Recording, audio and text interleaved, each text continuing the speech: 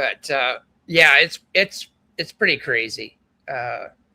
It's not any different than the whole UFO society right now. The field of ufology is just tanked, and it is so riddled with people that are competitive and jealous and shills, and it's there's anybody who's authentic and has some kind of morality and integrity has been kicked out, and if you have zero morality and integrity, and you're kind of gender confused, and we'll just call it that, and you're like little boys, and you go right to the top. Yeah. And it's really sad because some of these conferences now, some of these journeys people are going on, that's all I'm going to say. I look at the headlines and I go, oh look, pedophile, that person ripped me off. Mm-hmm.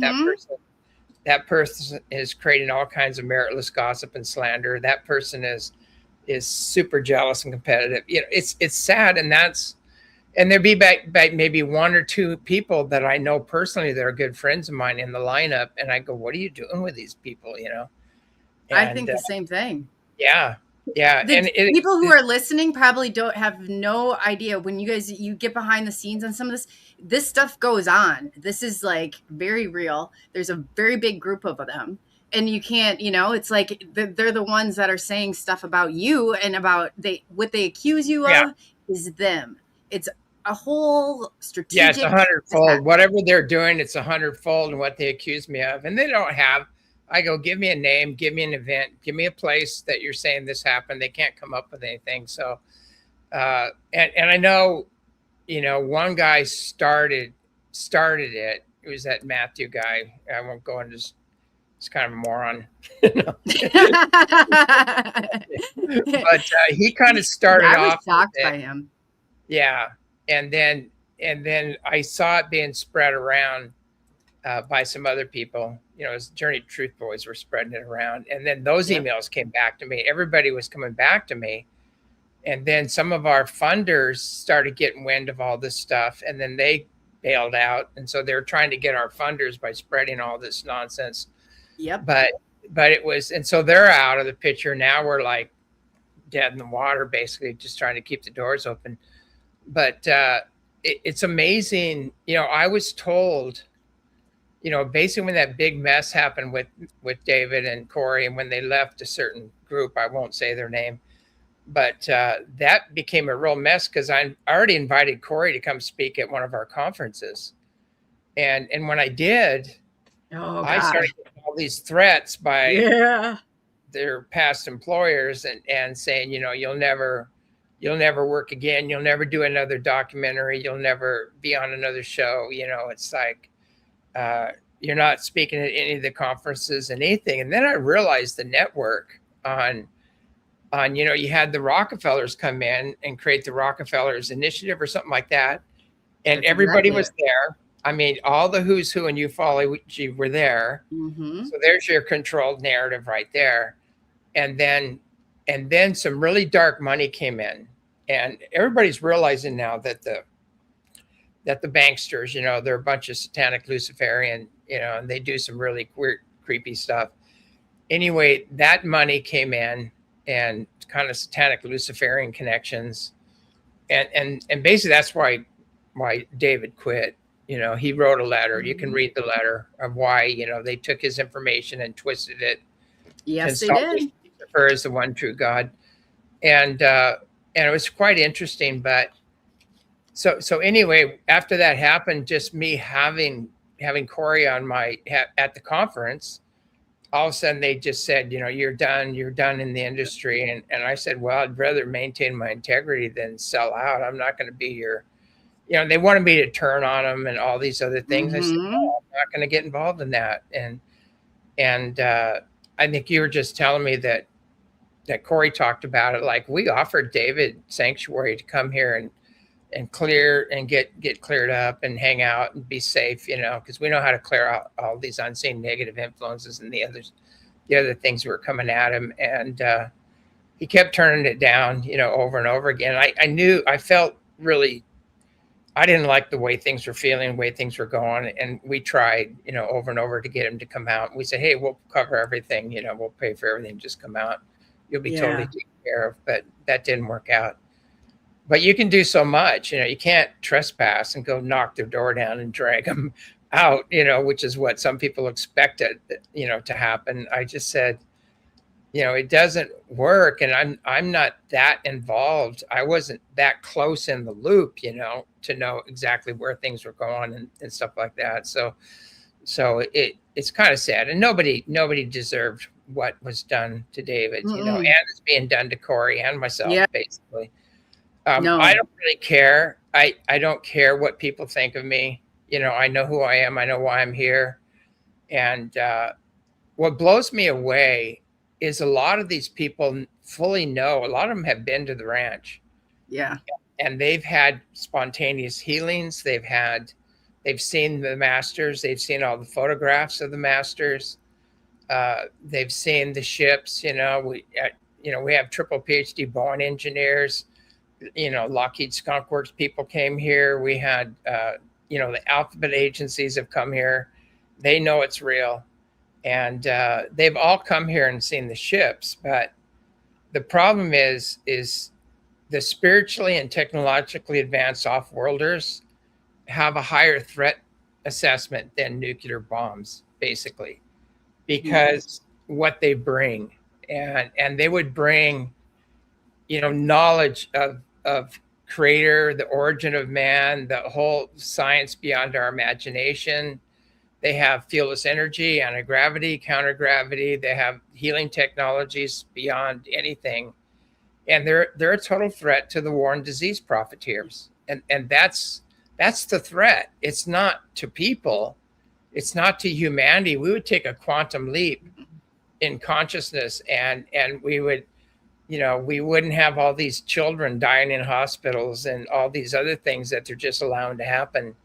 We have the technology to stop all that. And to me, the people that are behind this stuff, behind all the attacks and everything else, that's what they're attacking.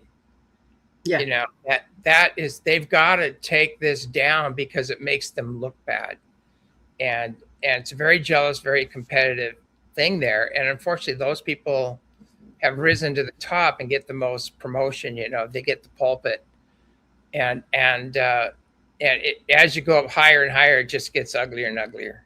And now you can't go to these. I mean, I'm not welcome at any of these conferences. I don't think I am either at this point. Yeah, I'm totally black. It was instant. As soon as Corey came on, it was like instant. Like, I've been hit before on X, but it was nothing as dirty and as rotten. They just came at every which directions. I've had cease and desist letters.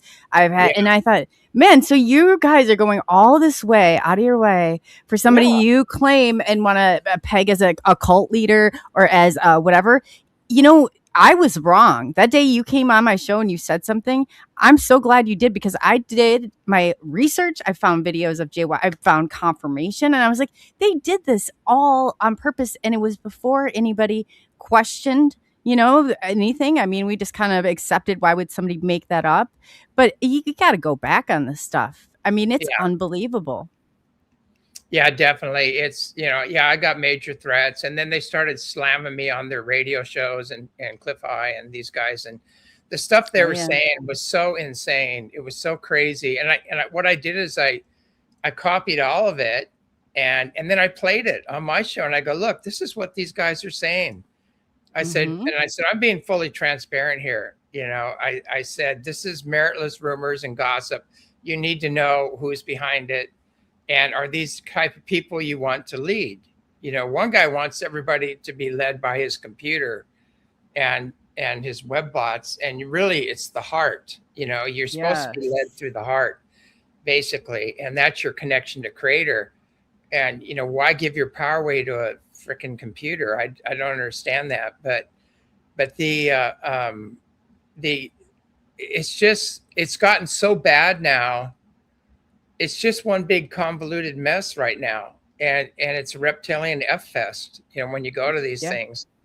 And it's sad, people go, aren't you afraid of them not inviting you? They already did. They already uninvited me. But the thing is, I knew this was coming, and I have my own conference building. I have my own radio shows, my own network. They can't do anything bad. They try, and so they can't stop the truth from coming out.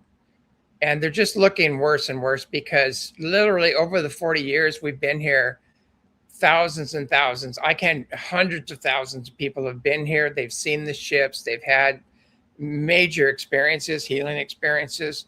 The last 2 weekends, everybody was hugging me and everything, going, "You're the real deal, finally," and they got to see their own ships, and they had amazing experiences, major heart openings here. And there's whole families coming here and everything. This is a real family friendly place. And it's kind of crazy when you come here, because there's like couple hundred turkeys hanging out, just walking around. There's whole herds of deer. There's a couple, yes, I saved their life, that were dying, and I pulled them out of it. And so now they're like watch deers. They sit in my garage to make sure nobody comes in. It's really funny. One's he's a buck. We used to call him Buttons, and he had little tiny horns, and now he's got a full rack. And he had a big tumor on his side. And he came in there and he was dying. And I just hollowed out an apple a little bit. I put a bunch of ivermectin and gave it to him. And I gave it to him a couple of times. And I gave him some of the oxygen water, the Langenberg water, that super oxygenated water. And he pulled out of it. He totally pulled out of it. And now the tumor just fell off in about a week. And you can't even tell. That's awesome. And for people who don't know what you're talking about, James has the Eceti Ranch. If you're not familiar with it, it's in Washington. He has a location there and in Hawaii. And he has, who's behind him on your wall and above his head they got that picture at the Eceti Ranch, his Mother Mary. Yeah, Mother Mary sent appeared. More documentation, more videos, more. Anytime I've asked James, I said, James is one of the most authentic, the most genuine people. I said, I've had the opportunity to really get to know you over the time. And I said, it is unbelievable, but everybody wants to be you in their own little sense of the way, but they will never, ever be you. It's what you do is so far different. They want to tear me down rather than rise to the occasion, like any healthy person would, because we teach them everything. I share everything. I've got 40 years experience. I've had 2 near-death experiences, and I've written 5 books. 5 or 6, I don't know, but I've studied with every elder on the planet, and learned all their methods and techniques, and I share that willingly, with everybody. You want to, and what's really funny is these people, rather than come and learn, and some of them did, they learned just enough to get into trouble. They're taking a stab at healing unseen negative influences, but they haven't risen to the occasion, so they've been kind of taken over. You've got to live a very high level, kind of a morally integrous life if you're going to do this kind of work, because you open doors if you don't. And I've never seen such con artists in all my life, to be honest with you. And you're going, look, you have this story, and you're cashing in on this story, and a lot of them are delusional stories. And why not really connect, make your own personal God connection, become one with the infinite? And why not work side by side with all these higher dimensional beings? Why just keep telling these old stories and these stories over and over, doing the see me, dig me thing on stage, looking for the fame and the fortune? It's such a low frequency. But these guys actually believe they're on the top. They think they're on the top, and it's unbelievable. You go, you guys are in kindergarten. It's like disclosure right now. Right now we're in kindergarten in disclosure. All they're doing is talking about, are they real? Are they back into your nuts and bolts? Are they a threat? That's as far as they've gotten. They haven't gotten past to proving, are they real? But beyond that, we have these spiritually and technologically advanced beings that are beyond our imagination, from the 5th all the way to the 13th dimension on up, even higher. and they're actually coming into the planet now and adding their consciousness and energy to help Earth get through this huge shift right now. And the dark side, this whole deep state dark side apparatus is collapsing in on itself. It's not frequency specific, and neither are these people that are pulling all this nonsense. And if they were awake and they were aware, they'd go, oh my God, this is going against universal law. I'm going to have a karmic backlash doing this. I'm lowering my frequency. I'm not going to make the upcoming shift. And they don't even know what's coming. They have no idea of what's coming, and they're out of alignment with it. And they think a lot of them are saying, I'm already in the fifth dimension. I'm already, that, and they have all these stories out there, and they really take advantage of the ignorant and the gullible, the masses, and people need to wake up and do some research. Who cares what these people say? Look at what they do. Yes. Yes. What are they doing? What have they done? And look at that, because the stories out there, trust is earned, and a lot of these stories are not true, and the stories they're telling about themselves and things like that. And really, if you're, I hate to say it, but if you're working with, the government, basically, you have a secrecy oath. You can't even talk about this stuff. So for you to be the head of disclosure and things like that, you're already in a compromised position. Yeah. So Ross Coltrane is doing a really good job asking the hard questions and bringing out, and he's calling out a lot of the posers and a lot of the shills, and a lot of people that are shaking their arm and cursing out the government are actually on the dole. They're getting a lot of money from the Rockefellers and from the CIA and people are going to be shocked when they find out, who's getting like $30,000 a month on up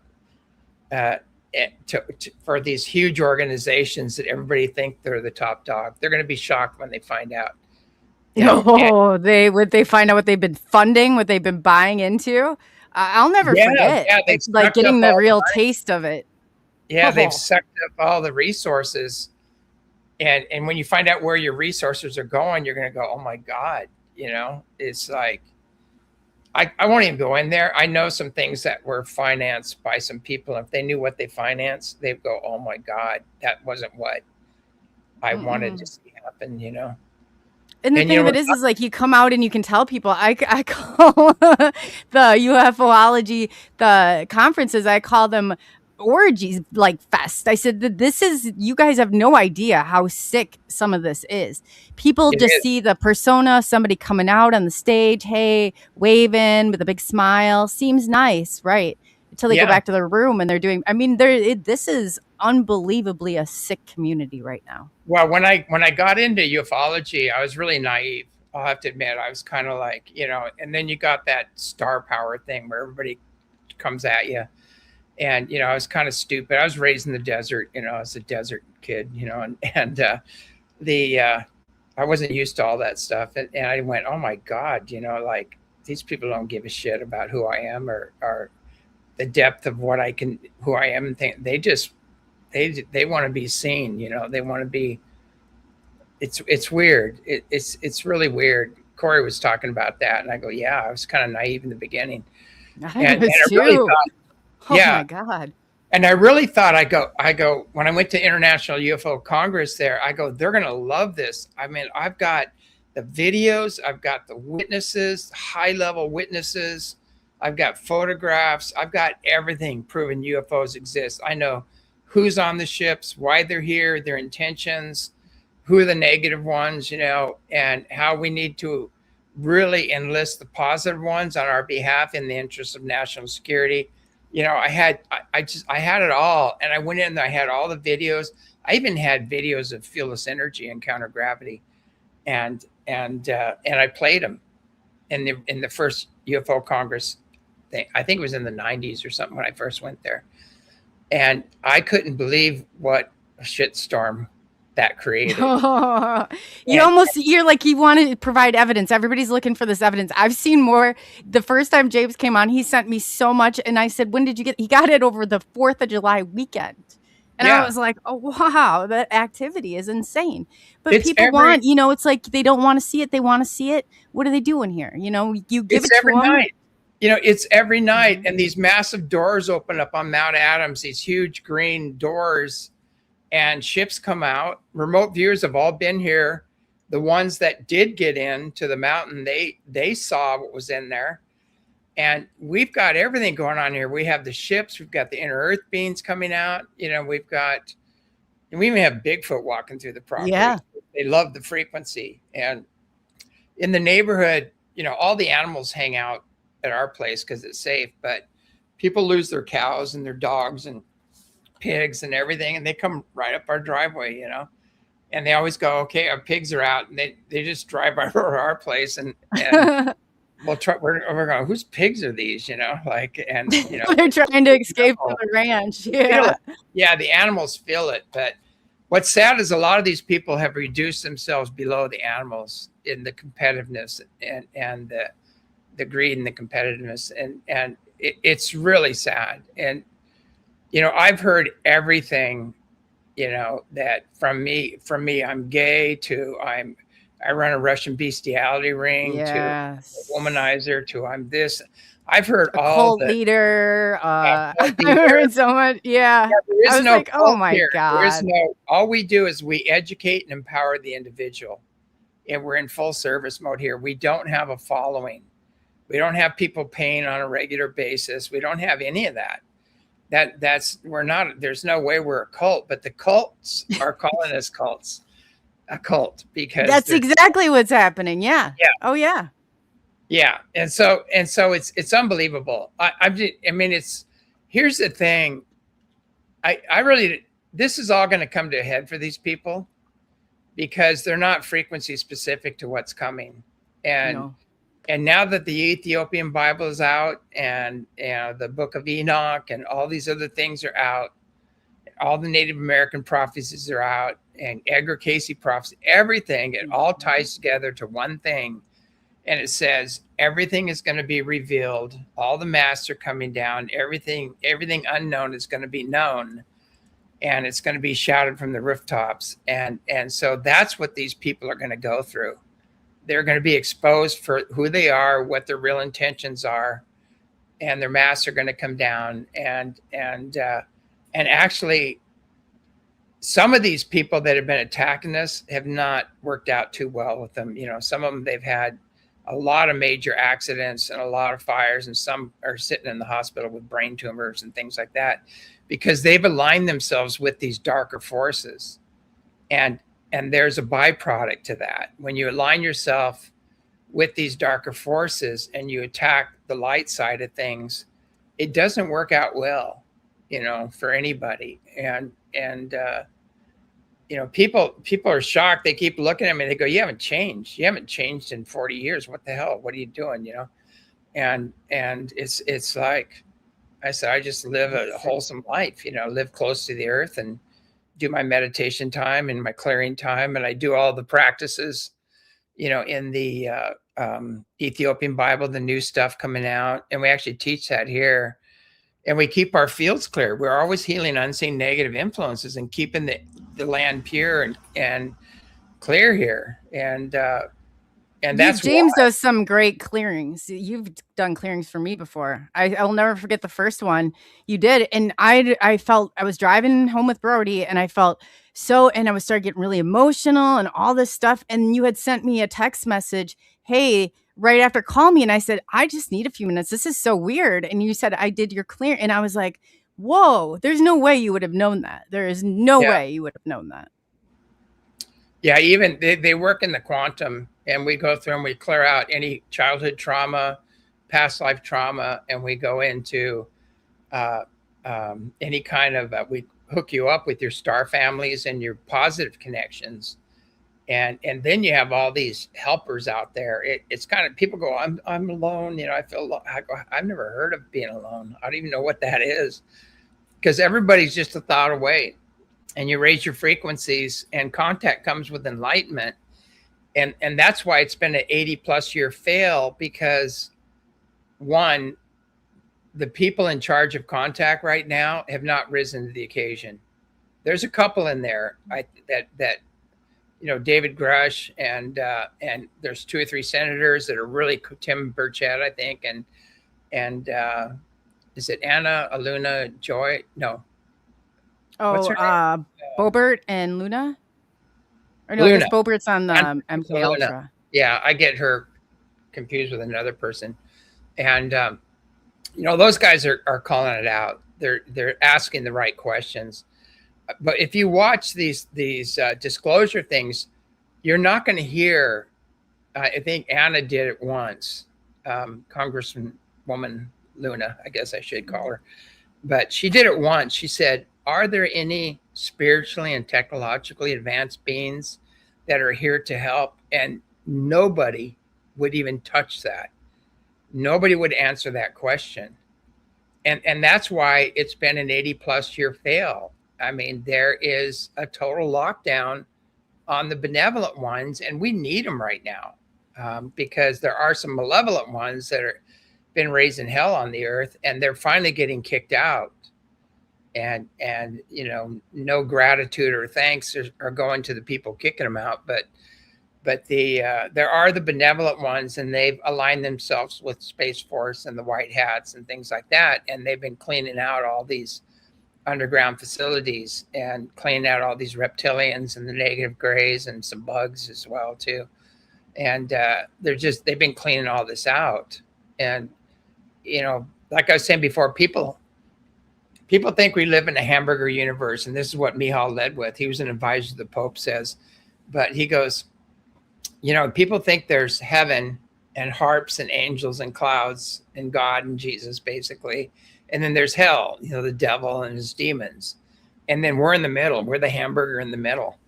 And so he calls it the hamburger universe, which is a great analogy.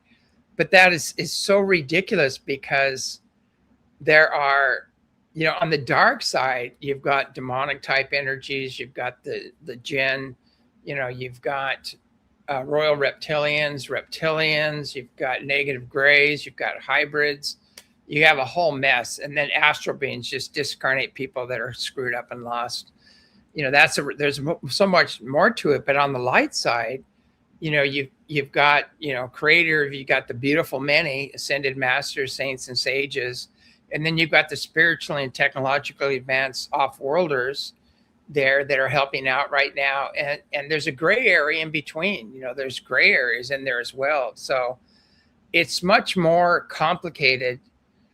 But, to be enlightened means to be in knowledge of both sides of the coin, the good side and you got to know what the dark side's doing and how they operate.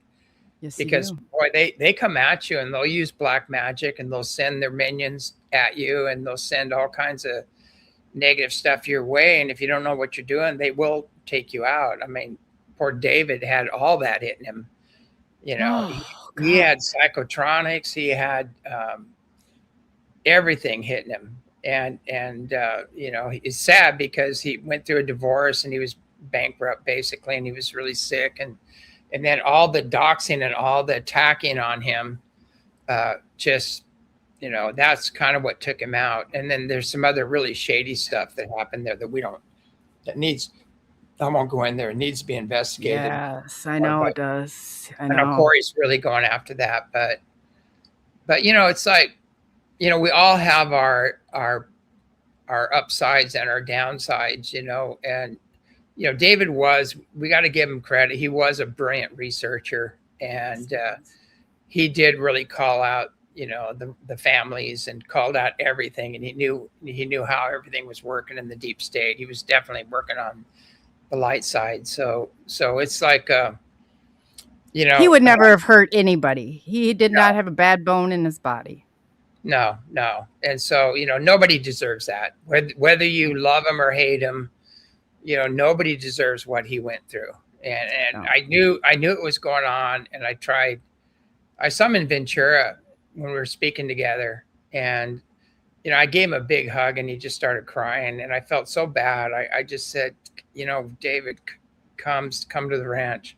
You got to come to the ranch. I said, he wasn't really leaving his house. I think at that point, it no, was just gotten so bad. that was earlier. And the thing is, if you've got wounds and traumas and wrong conclusions from past experience and childhood trauma and anything like that, those are chinks in your armor, and they're going to come in. They're going to come in through that.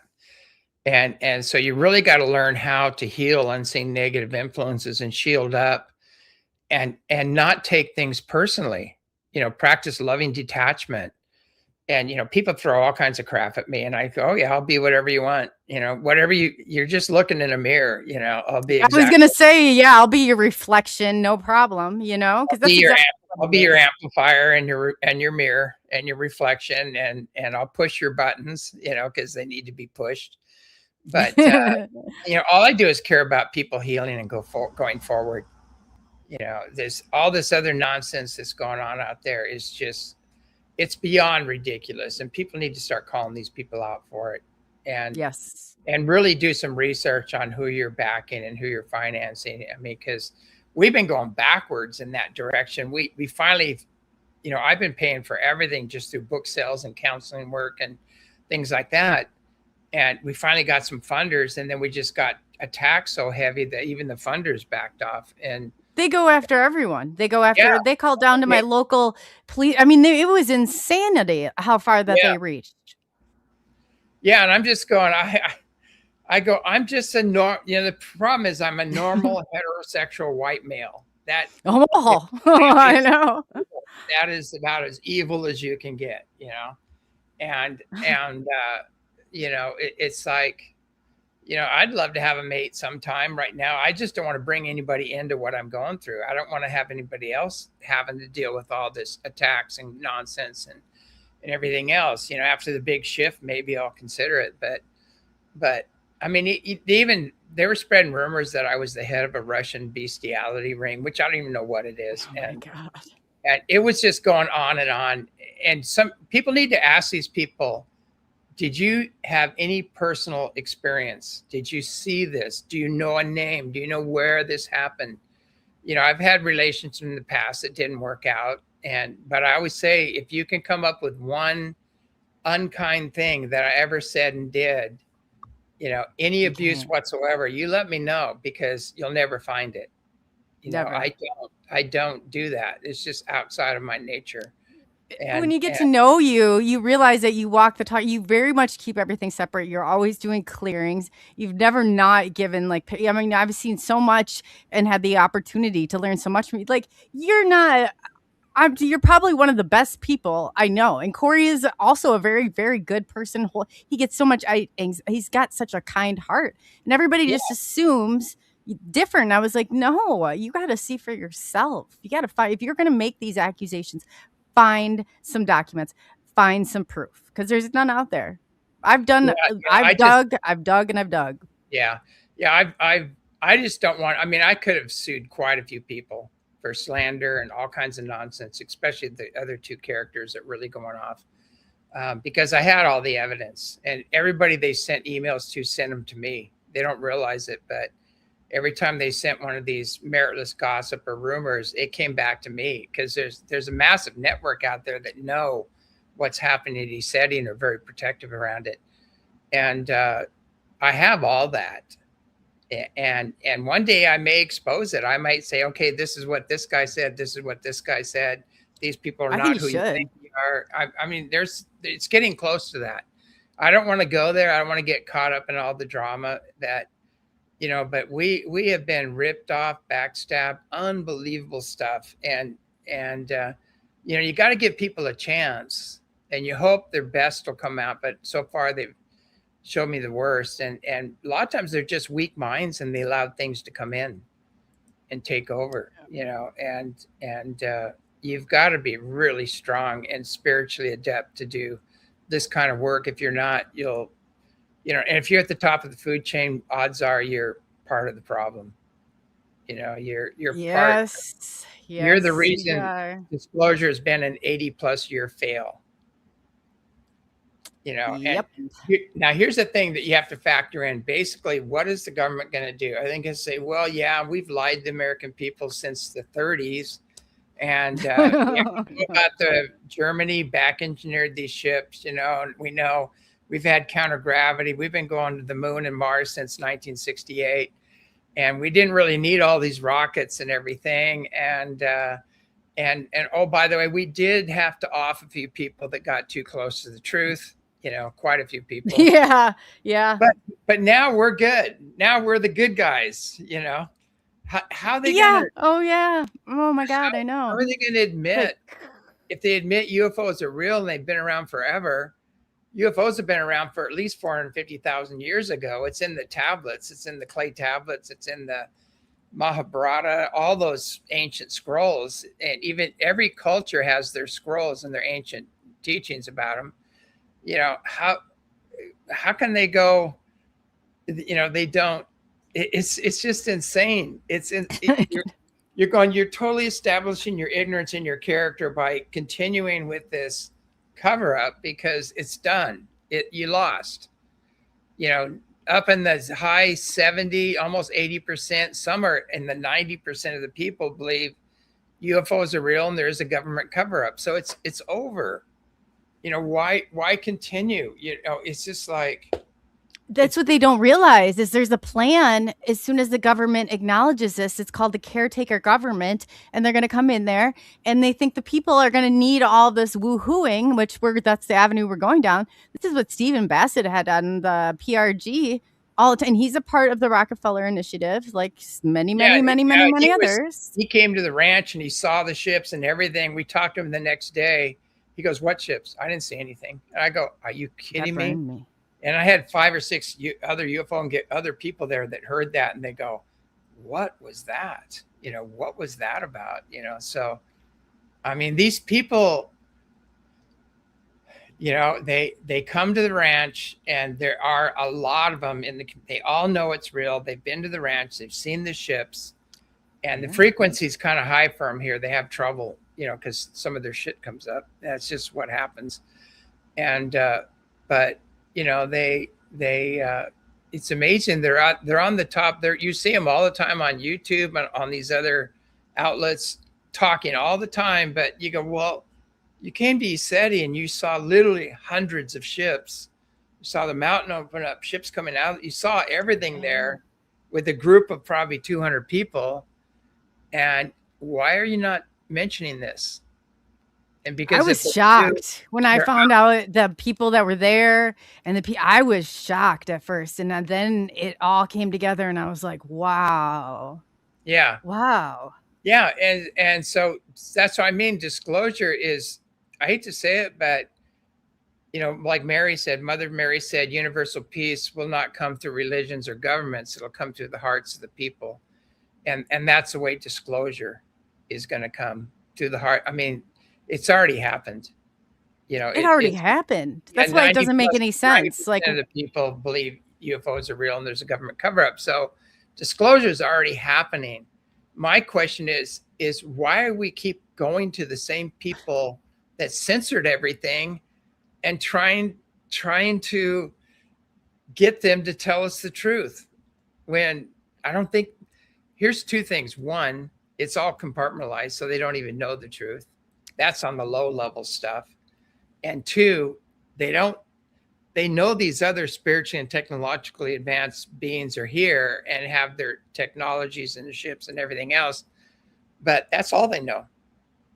They haven't made contact with them. They don't know who they are, why they're here, what their intentions are. They don't know anything else because they haven't risen to the occasion. So why are these guys in control of contact and disclosure?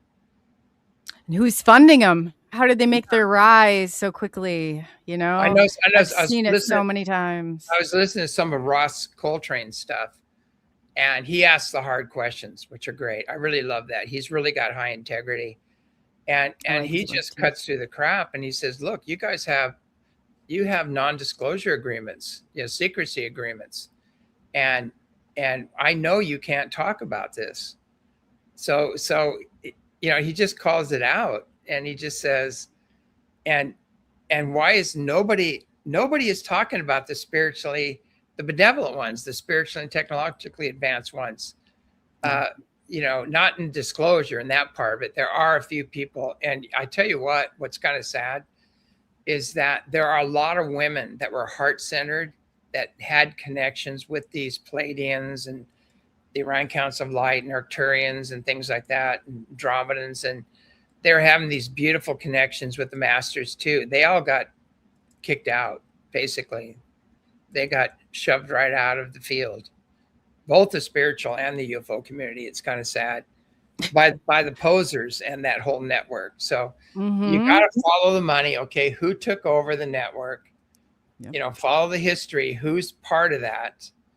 And look at the who's who in that picture of the Rockefeller Ranch, where look who's on that picture, and you're going to be shocked. Oh, will you ever? I should pull it up. Yeah, and then look, well, I don't want to go in there because we'd have to name names, and then come after me. But just it's on the net. You can find it. Rockefeller Initiative. Yeah, if you go, it's on. I'll actually just drop the link because it's on. Where I had it all. There's a Skinwalker Ranch. It's not for the ranch, but it has all those documents all listed. They'd be good for people to go and do your research on.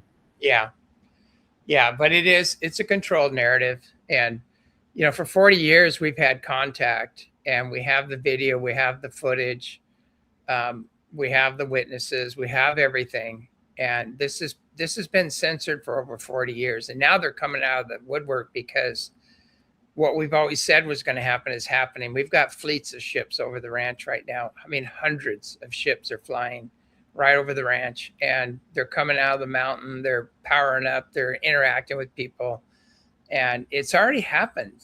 I mean, contact happened 40 years ago, but it's intense now, and I'm sure they're not happy at all with all the video and the footage is coming out of all these ships and people hooting and hollering and cheering them on and everything else. It's like, because we rose to the occasion. We created a very high frequency place where they can engage us and can hang out. And who else has done that? No one. It's the UN is not going to do it. Our government's not going to do it. I mean, they are hanging out with ETs, but they're not the positive ones. Good ones. No. I think there are some liaisons that are happening now with the benevolent ones behind the scenes, because they are, and they gave them an ultimatum. They said, look, if you don't disclose, we are. And it's happening. Disclosure is coming from the skies right now. And there's no way they can stop it because there's a huge cleanup. And they're cleaning up all these negative ETs and their puppets, which have moved into high levels of government and, positions of power. They're cleaning those out now too. So it kind of goes, what happens is you've got the white hats, you have Space Force, you've got the Galactic Federation, you've got the Pleiadians, who are mostly in charge of the whole thing because they have more genetic stock than anybody else on the planet. They started Atlantis and Lemuria. And what happened is Atlantis fell prey to the kind of more aggressive Lyrians, because those are their ancestors. And then they started using technology to control and dominate. And they went and, totally warred on the Lemurians, melted down their cities because they were calling them out. They go, you're breaking universal law. You're going in the wrong direction. Well, their answer was to take their beam ships and melt down the Lemurians, and their city is now green glass, on the Gobi Desert. But the Lemurians are still around, but they went up and they were spacefaring too, and they grabbed a meteor and slammed it into Atlantis, and that was the end of Atlantis. So anyway, that was a big mess, but they're cleaning that up, and even a lot of the benevolent Anunnaki are returning too, because their ancestors made a big mess down here too, and all the turf wars that went on and the in-house fighting between the gods, the little G gods, and all that stuff that went on. And that's all written in the tablets, and that goes back 430,000 years before the flood. Oh, yeah. So you can imagine all that was going on too. So we have to really get clear. Are we going to keep worshiping these little G gods, the sacrificial gods which most of the major religions are playing with? Or are we going to go back to the holy of holy, the most high, the omnipresent, omnipotent, creator within all creation, and that God spark is within everybody. We can activate that God spark and become one and operate through the heart. And that's when you create heaven on earth. That's what we're going towards. But it's sad you bring that God spark into this UFO community, even the spiritual community and the religious community too. They're very threatened by it. They have a chain of, we're the enlightened ones. You come through us. We talk to God, and you pay us. And Jesus said that. Jesus said that actually Yeshua ben Joseph was his real name, but it's Yeshua born of Joseph. But he said they'll use my face to gather their gold and build their temples. He said, but the temple is in the heart, and you make your connection with God through the heart, through each individual. And so that really, now that this is all coming out in the Ethiopian Bible and all the real teachings are coming out, and the teachings after he ascended, that all that stuff is coming out. And so it's really messing things up. People are going, he's saying there's no go-betweens. You got to take personal responsibility in making your own connection and do the time. And that's, most people are so caught up in the drama and watching TV and, who are we going to bomb next? And there's terrorists here, there's gunmen here, there's division, between the religions, between the cultures, between the sexes, all the gender division, all that stuff is created by the dark arts, the deep state and the global elite. So when we start backing out of that and realize we're being played, and shift back into unity consciousness, that's when, you're going to have heaven on earth. And then universal law is basically universal peace, brother, sister love, individual freedom, and prosperity for all. And really start aligning with the true goddess, the divine feminine goddess energies that are coming in right now, not the dark goddess, not the victim groups and stuff like that. And that's when everything comes. I mean, there's these goddess groups and they really don't like men. And I asked them, I said, well, would Jesus be welcome in your group? And they all go, ooh. They go, whoops, let me think about it, And it's all a competition thing. It's all a competition thing. Yeah, you can't, if you're traumatized, if you had a traumatic experience, you have to heal it. If you want a beautiful relationship and you've got all this trauma you're holding on to, you're going to project that on your mate. And your situation and go downhill really fast. So we need to be the person we want to be with. We need to heal ourselves, and then we'll be with other healed people. And you can't do it by dividing and demonizing. That does not work. It's never worked.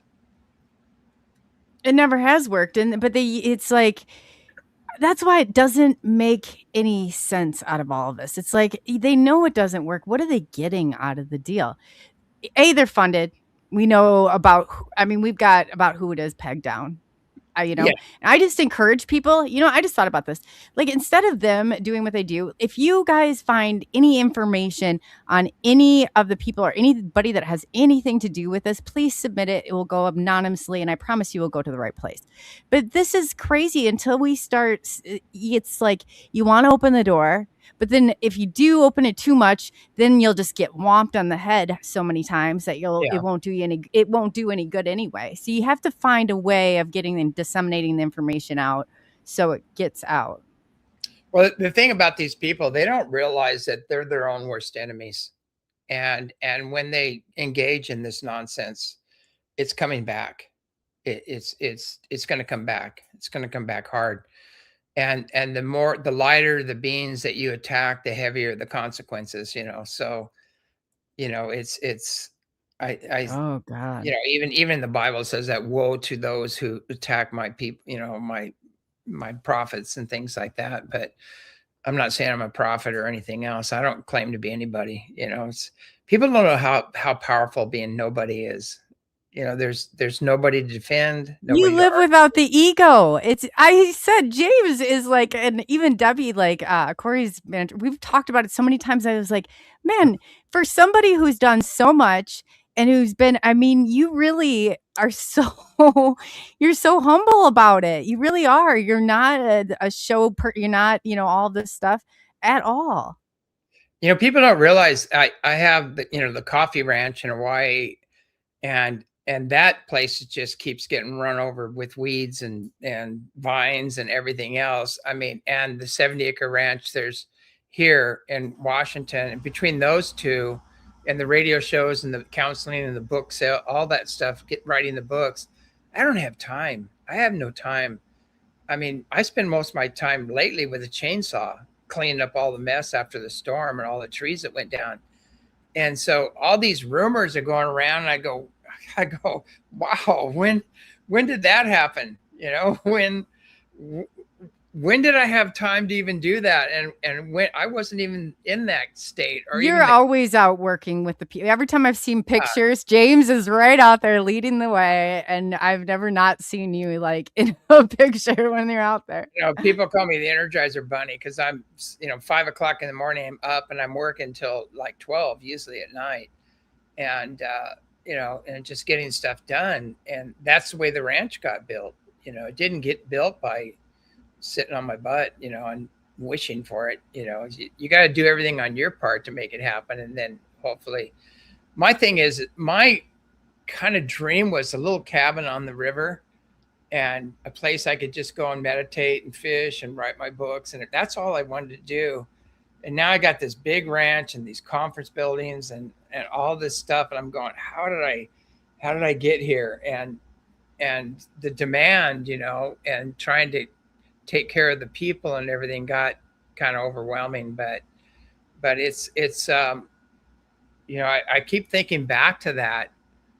I mean, I love what happens at Eceti. I love watching people heal and in their joy and going, finally, a place I can come to where I feel welcome and I can talk about these things, the higher dimensional stuff and everything else, and actually experience it and see it. It's like it's like a major, it's just a major vortex and a power spot, and needs to be maintained. It's rough keeping it together with all this stuff coming down on you, all these dark hearts and all the competition and the jealousy and the slander. It's just like, what is wrong with you people? I'm bringing you gold and you're pissing on it. I know. You know what I mean? It's just like, but to and they me, never learn and they never stop. And you know what the worst part is even when they were coming and they were doing all these videos and making it was so mind numbing. And I said, find something new, make something new up. How about that? You're very good at that. But they knew the truth. I always found they knew the truth. And then they would have the village idiots coming in and executing it. And I was like, what? The people that are, they've got hatred. These aren't normal people they recruit. These are people that hate certain groups of people. They have one that hates women. They have one that hates, people for what, I mean, it is sick how this goes. It's a mental illness. We are going into end time madness right now. All the prophecies talk about it. And what's happening is there's a huge inversion of energy happening right now. And so everything that people have put out is coming back through and being amplified. And it's being accelerated and amplified right now. And so I tell people, I said, I'm just sitting here and I'm sitting here hanging out with the masters and watching the ships and filming them and just, doing my thing, hanging out with the deer and the animals and everything. And you guys are just doing this big psycho fest and claiming to be enlightened. And I go, well, show me, you're awake, you're enlightened, summon a ship, have a master appear in front of you. I'm not saying just because those things happen, I'm not even saying I'm special, but I don't go making all these claims. Yeah, these are, but if you guys are listening to this, what he said, these people are not, they're out there like love and light. And all of a sudden you find out they're summoning demons like the one. It's so nice when I saw him on his stream, the moron. And I was like, are you kidding me? It's the people that you last expected, because they're all smiles. Oh, come on in. Well, who do you know? I mean, do you know any good serial killer that doesn't have some charming personality? It's like, God. Well, too, is I watch them playing the victim game too. Oh God, I know. And they're going, oh, poor me, I'm a victim. I've been persecuted and everything else. And they're working for the persecutors. And it's unbelievable. And you go, are you kidding me? And I've seen videos now where some woman, I don't know who she is, she has divining rods and she looks like a web butt. I'm sure she's real or not. She might be real. With AI, you don't know, but she's naming these people and she's saying they're so persecuted. They're so, and they're solid. They're the most loving, service-oriented people. And I go, you have no idea, woman, what their history is. I know.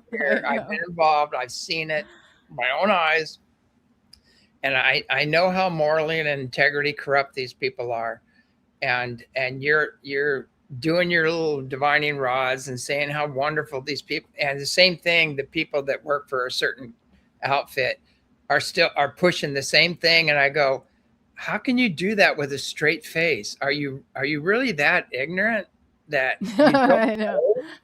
What's, no, they know. They have to know. I'm convinced that they have to know. They've seen it. They've seen it, and they're covering for these people. And I know. Oh, do I ever know? And they'll get on and they make these videos. I just had one the other day and I was like, I honestly would love to go find. I mean, this is how it's always right up in your face. It's not that I care necessarily, but find a new topic, at least find a new topic, like make something else new up. Because if I read one more of the same thing and then hear them, how they are such victims of it. Like Gabe Hoffman sent how am I going to wreck your Zionist movie? For God's sakes. Like, give me a break here, you know? Like, I don't know. There's people have to realize that in Zionism, they believe they're the chosen ones and we're goyim, and basically we're lower than a dog. They can do whatever they want with us. Okay. In the radical Muslim thing, we're infidels, and you can do whatever you want to an infidel. Actually, in the Quran, it says it's your job to take them out if they're an infidel.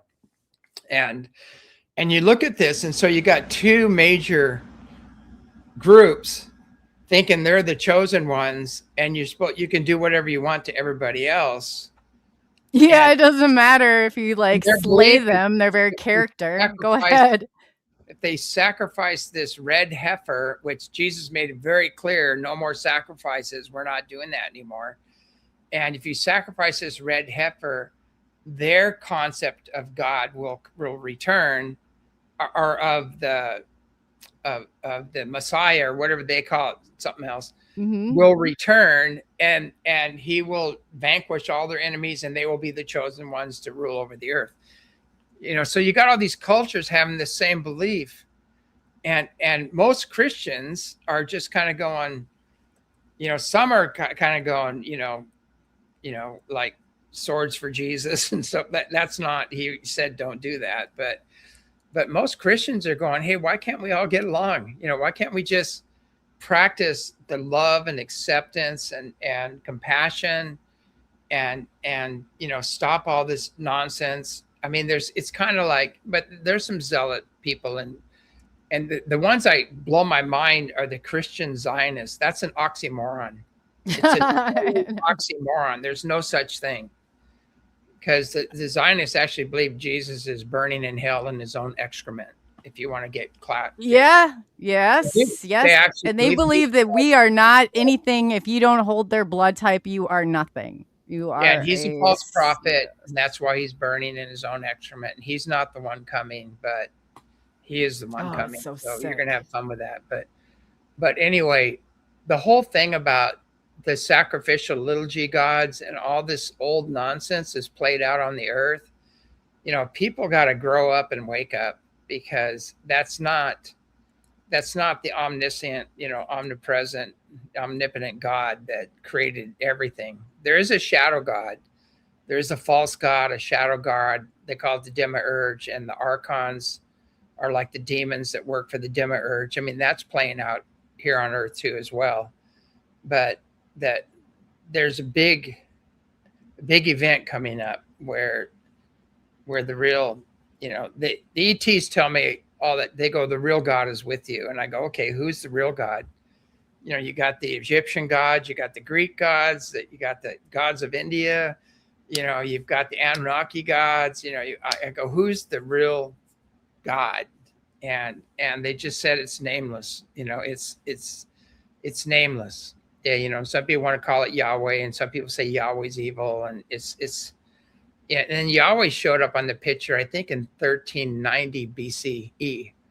So he's a new guy on the block, and I've connected with him, and I'm good with him. I didn't have any. In matter of fact, it was a very loving, non-judging, blissful energy. In my near-death experiences, I kept the door open, and so I can go back and forth. But people get confused with another God, and if I say his name, there's a whole religion behind this other God. And I'll get hate mail on that. But it was a jealous, wrathful, genocidal God in ancient history. And the New Testament is Jesus brought a new covenant of an all-loving, all-forgiving God, the God of love and peace. And that's what you want to hang out with. This old sacrificial, jealous, wrathful stuff in the Old Testament. There were events that happened, but we were too primitive to understand what really happened. And the people that wrote about it did the best they could. And I know, because I have full memory of my past lives, and I was part of that. And I'm kind of coming to undo it, to kind of clear that up, but I won't say what anymore on that. But I'm not. But you, like, I guess, so people understand that your relationship and how you do ambassadors training. James has an area. I mean, like, you actually are meeting with these. You're one of the few very legitimate people, and I've seen so much of the stuff and work and phasing out and how people have responded. I mean, people, like I said, not everybody can do this. You hold a very important part and a very big responsibility. You maintain, you do your clearings, you eat right, you're healthy. You don't even allow, there's not even Bufo or Cambo ceremonies going on there. You keep all of that clear, and you keep that land very sacred. Yeah. And what's interesting too is that at the International UFO Congress, we went through that before. It's like I phased out right on stage, and I have the photographs of it. I sent them to you before. We showed them on another show. Yeah. And you can see the microphone, and I phased out, and I had these 10-foot, 12-foot tall light beams behind me. Well, that was it. That was the last time I spoke there. You or not. Yeah. And you can't even get the video. If anybody could get this video from the International UFO Conference, get it. Because I tried to get it. I didn't know Alejandro was in charge of it, or there's some lady too. But you can't. If you click on it where James and see where he spoke, it's wiped. It is wiped off. Yeah, I've been wiped out of almost. You can't get, wherever I do a talk, things happen at that talk, and then the dark hearts come in and say it's done. Like, get rid of that. You can't have that. And it's kind of, we tried to bring in fuelless energy technology, amazing, all this stuff back in the 90s, and we got shut down and threatened, and so we already have everything. We have everything we need. We just have to wait for these other guys to go. But what's sad is the people we think are going to bring out this fuelless energy technology, the people in charge of it, the big names, are all suppressing it. Yep. I know firsthand because they've seen the technology, and they didn't come up with the bonus prize or anything they said they were going to do. In fact, they tried to steal it.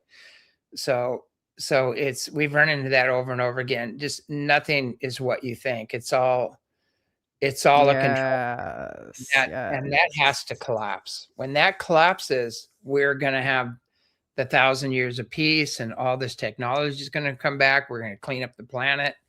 We're going to have med beds. All this stuff is going to come when this other system collapses. And it is in free fall right now. It is collapsing. It needs to collapse so bad. And people, I know they asked before, and I won't even ask you to say it because I already know, James, but Stephen Greer did, like, he is buyer beware. Yeah. We're not on talking terms. Let's just say it that way. Mm-mm. I think I'm his nemesis, basically. But anyway, when you say there are no unseen negative influences, and just open wide and let anything come in, you're being spiritual snobs. To me, did you see somebody got attacked that was at his house and they came out? They were I saw it, a testimony of that just recently. It's not uncommon. I hate to say it, but if you say there's no entities like that, then you're either ignorant or you're working with them. There's only two options there. And I don't like to get into the war zone. I mean, no matter what I say, if I just tell the truth, I'm in the war zone. It doesn't matter. But I think we need to really look in depth, into who we're sponsoring, who we're going to, and everything else. And you shouldn't be going to anybody. You should be going within. Yes. I tell people I'm not your guru. I'm not your I'm not your guru. I'm not your God. I'm not your master. I'm just here to empower you. I'm like a battery charger, basically. I just go boom, and you got your own connection. And that's like Qigong. We do this Qigong practice where we actually initiate people, and they just start laughing, and they just get totally blissed out. And they go, "What was that? What?" I go, "That's you. That's who you really are. That's minus all the garbage, minus all the patterns. All I'm doing is introducing you to who you really are, and don't externalize it. As soon as you externalize it, you lose your power. You're like a leaking battery. And so if you're worshiping all these people and all these other people, your battery's leaking, and you're not making your own personal connection. And if they aren't empowering you to make your own personal connection with Creator, God, whatever name you want to give it, then they're a distraction right now, because we don't have the luxury of not making our own personal connection right now. And we have to get out of this social engineering program that's running that's running the show. It's like that's all compromised. That's pretty much the controlled narrative. And that's, again, like what Mary said, it's contact is going to happen through the hearts and minds of the people, and it's already happening. They're activating people. The higher dimensional beings are coming in, activating all these people.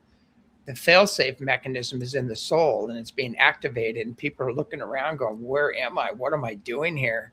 Why am I with these people? And they're figuring it out, and they're moving out and they're moving away. So that whole negative system, that construct that's going on, it's unsustainable. It's collapsing. It will collapse.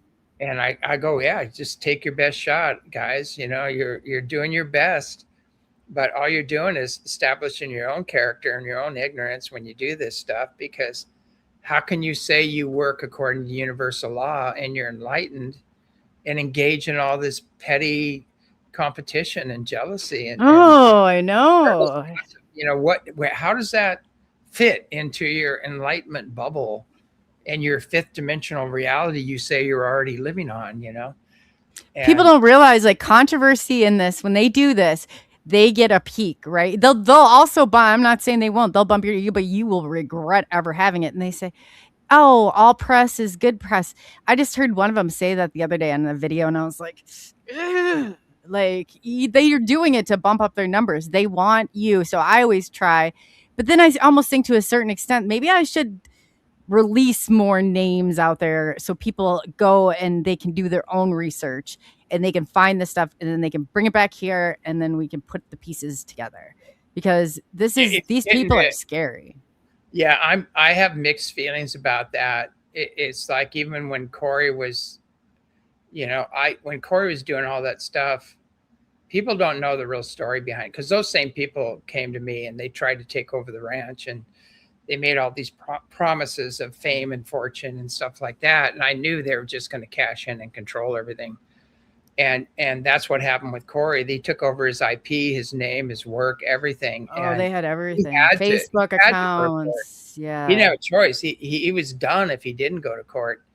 And people go, "Oh, he's suing everybody. He's not enlightenment." I go, "Man, that guy's fighting for his life, his name." They took everything from him. You're right. Yeah. That's exactly what happened.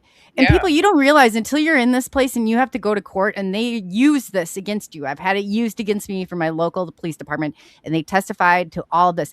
You can't, you're in a position. He was fighting for his mere identity at like certain points on this. They had his Facebook, they had every single, and just had their hand right on his throat. Oh yeah. Yeah. And so anyway, he's and now he's trying to get he's really fighting on behalf of what happened to David, and which I think is really commendable, because really to me, having already died and everything, I'm okay with all this stuff. I've already been there, been back and forth, and I go back and forth all the time. So my dad always hangs out. He's on the other side. He went back to the Orion system and the Orion Council of Light. He's working with them. But it was funny, when he died, his last words were "beam me up." And oh my gosh. Yeah, and I go, why would he say "beam me up"? His last words. And then he just died right there. And so I walked outside afterwards. Everybody was crying and everything, and I was relieved. I was relieved that he finally just let go of the body. He had dementia. He was really, he wasn't doing good.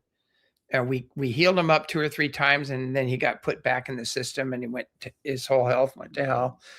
But he was free, and I go, "You're free."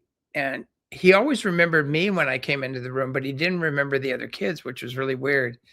And it was because I was already seeing him on the other side. I was talking to him on the other side too, and hanging out with them. And so to me, it's hard for me when somebody goes, "Oh, my dad died, or my mom died, or my dog died." And I go, "Well, they have dogs in heaven, And do you know anybody who want to spend an eternity down here? Like, let them go, and you'll see them in a much better place. Because this is not. I mean, whoever wants to spend eternity down here, I don't know what to tell you. Them on the other side, oh my God. They're like 25 years old.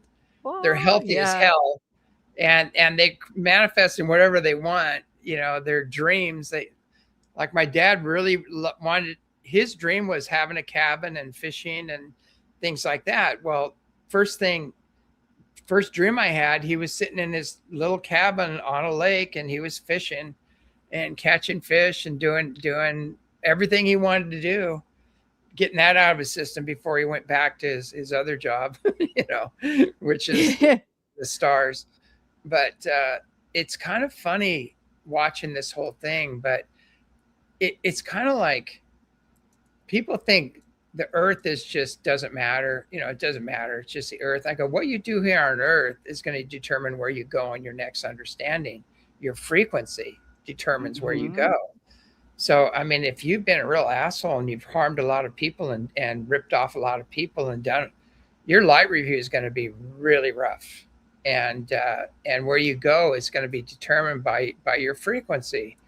And if you lived a really life in service of others and loving life and being kind and loving to people and the environment, you're going to go to a really high level. And there's no judgment. You don't have to be able to quote all the scriptures and all the other stuff. Just be a good person, and you're gonna make it. But set good intentions. Yeah, and you're gonna make mistakes. And if you're paired up with somebody, you've got 2 egos and they're both working their crap out, and that you can't help that. You just got to do the best you can, and just try to be kind and loving no matter what. Don't get caught up in all the drama and everything, and you're fine. You'll be fine. But if you're running around, just especially the false prophets and the people who are deceiving others, and the con artists out there that are doing it in the name of spirit, those people are really going to have a rough time. And that's the way I look at it. I go, You know, I caught on a thing on a show and I thought, God, and it was the moron that you were talking about. Here, I got some insight and I saw it firsthand. He's on there and the guy who has them on as the host is feeding it. And then they're splitting the super chats after because you know how people like want their, I'd be like, be careful who you ask those questions to, okay? Because there's a full-fledged con operation that goes on here. You just don't know about it. Yeah. I mean, when I went into this field, I was kind of naive. You know, like I said before, I really thought, you know, having the near-death experiences, you know, working with all the elders of every nation, having all this under my belt, and then having the evidence and the connections, the Star Nation connections, all that stuff. I go, these guys are going to eat it up, and this is everything they've been waiting for, looking for. I was really shocked at how much resistance there was, how much attack, how much they didn't want that information out. I know. And how controlled the narrative is. And we're still in it. And like I was saying before, you know, they need to release some of these guys from their NDA so they can tell. And there are some people in the military that have had spiritual experiences with these beings, and let them talk, because they have connected with some of these just beautiful beings. And that story, how much of the majority of the UFO community, I was offered one going back in 2019. How many people do you think are, because I think a good chunk of them are still under NDAs. Yeah, a lot of them. Yeah, you can't talk about it. You can't expect full disclosure. I think Bob Dean was telling it like it was. Yes. And he was one of the old timers. And Jim Mars was just calling it out. You know, they're dead, unfortunately, but they're not really dead. They're still around. But there's some people that had a really high level of integrity, and they were really telling it like it is, and they're gone. I mean, it's sad. They're not around anymore. And I think there are some new upcoming ones. I think David Grush is one of them. There's a few others. I can't remember their names. I've heard them and I can feel their heart. I know they're passionate about this. And, you know, Tim Burchett, I know, but I'm worried about some of these Congress people. They take them into a skiff and they show them all these mutilations and cattle mutilations, and they show them all the negative stuff. And they come out of there with their eyes wide open. They go, oh crap. You know, it's like, we can't talk about this. And I said, well, did they show you any of the spiritual side of things, the higher level stuff, the people that are beings that are coming in on our behalf and cleaning a lot of this up? No, they didn't talk about that. So you're still. And that's such bullcrap, because I know of a group that does, and they literally go out and do drum circles, and they take that animal blood and they dump it all over and do their rituals. And then people think that and I'm like, what you're seeing here might not be what you're actually seeing here. Yeah. Like, these are community members, believe it or not, that are doing some of this. It's crazy. Yeah, they're doing sacrifices and things like that. But yeah, it's pretty crazy. There's more than one thing. I know that there was some ET technology that was being used. Also, black helicopters were being used in a lot of. Oh God, I haven't seen one of those hover down by my house in a while. Have you seen? They must have upgraded them. A lot of them are white. One of them attacked Michael Jaco, and it was a white helicopter, and tried to heart attack him. And he was talking about that when I was on his show. But that was a good show. I'll have to put that link out for people to watch. Yeah. That was a really good show you did. Yeah, and I was telling him, I go, yeah, they're white now. I go, they've painted a lot of their black helicopters white, and now we got these white helicopters flying around. So I'll have to keep my eye open. Paint job. We already know the game. You know, it's my same play, different book, same. I had a bright pink one fly over, and I go, come on, I know whose helicopter. Oh my God. It's like they stop at nothing. But I literally, there was a time where one almost like landed, and the lady's like, I thought that was gonna land in the yard. I was like, yeah, it gets weird. It's an intimidation run. They do. They did that with us.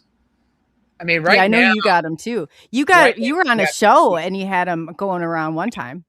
Yeah, right now we have fleets of ships flying over and there's a highway. We call it the UFO highway. It's right over the ranch.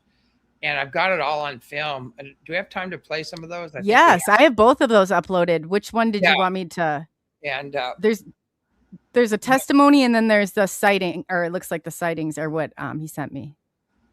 Yeah, I'm not sure what you got sent. Hopefully they sent some of the power-ups and things, but now they're flying these stealth jets, and they're all red lights all over them, and they're flying right along with the UFOs, and they're coming in from the Air Force bases here, and they're flying right in the middle of the UFOs, but they're not engaging them, but they are there. And so you've got every color of ship you can imagine, small white ones, big pink and orange ones, every color.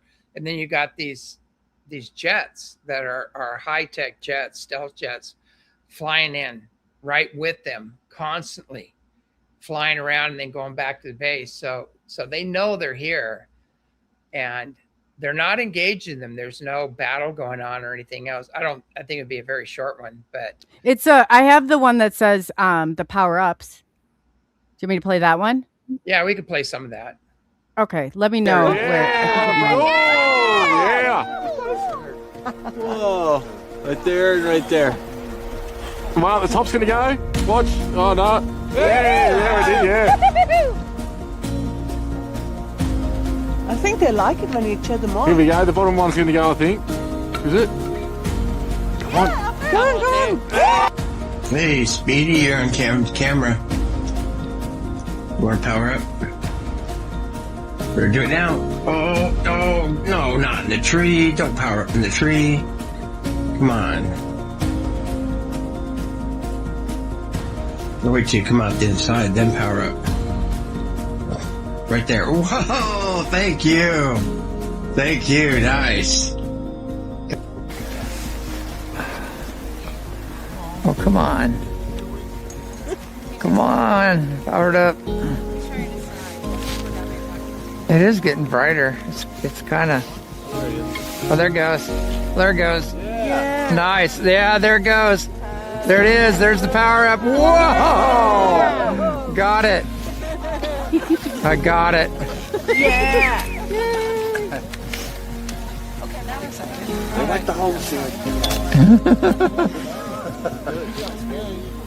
Yeah, it's picking up speed now. Oh, look at that power up! Yeah! Whoa, that's massive, man! Nice! Yeah! Whoa!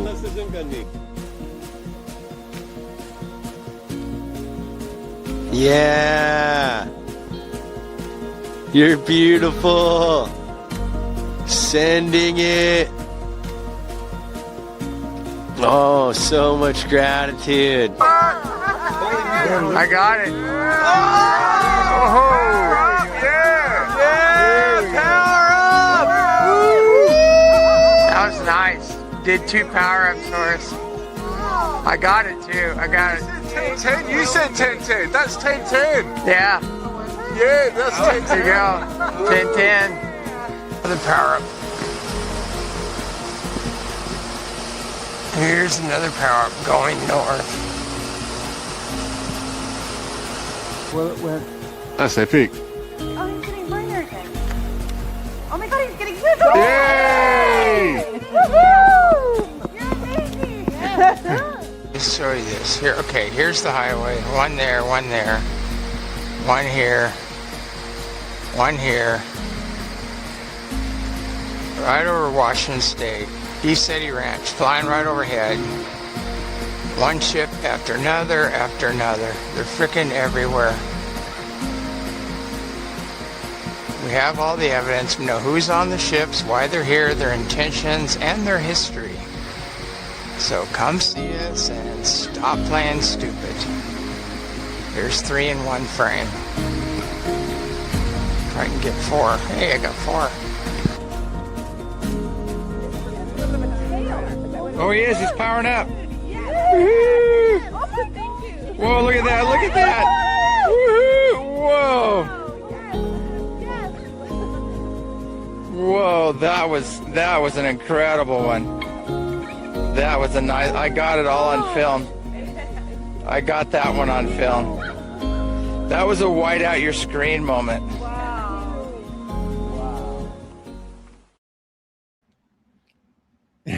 Oh gosh, I'm like, I get it's so. Isn't it? How can you be mad and watch that?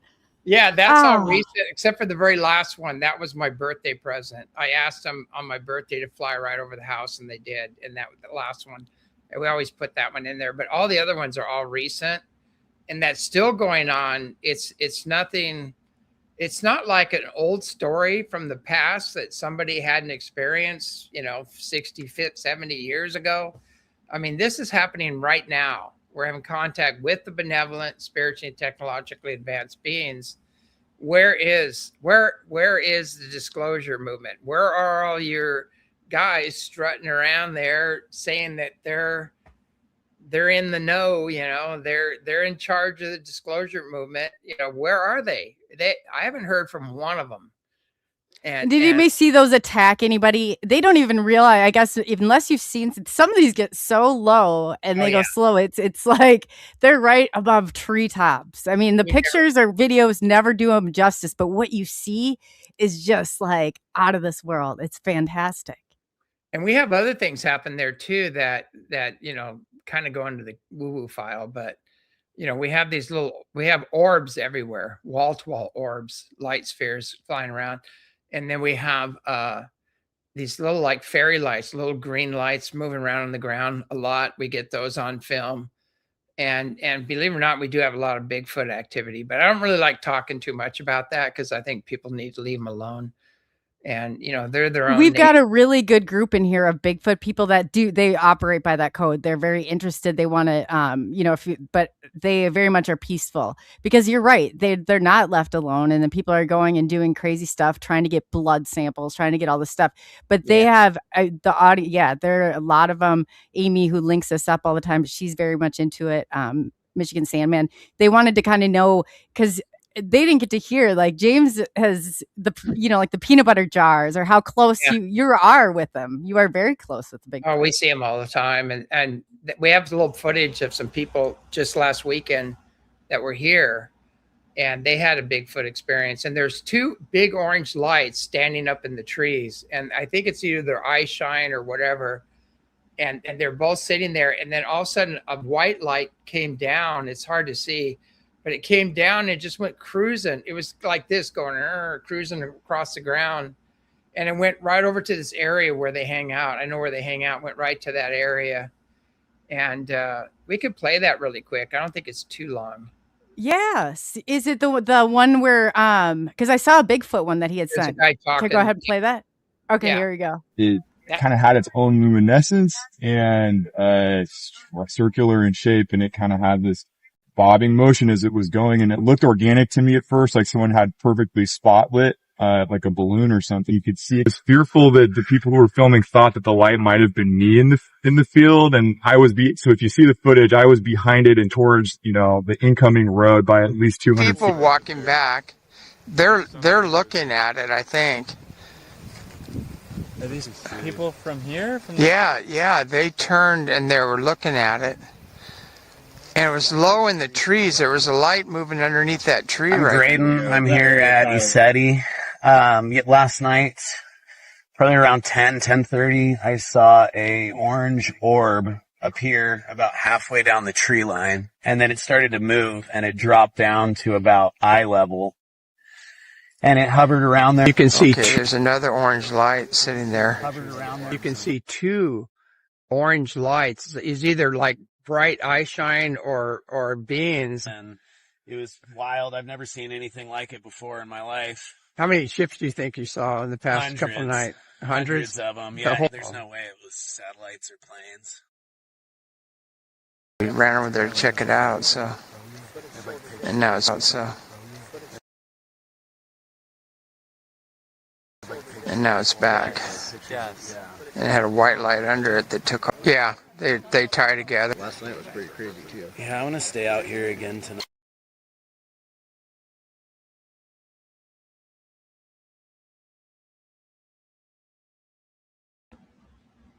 Wow.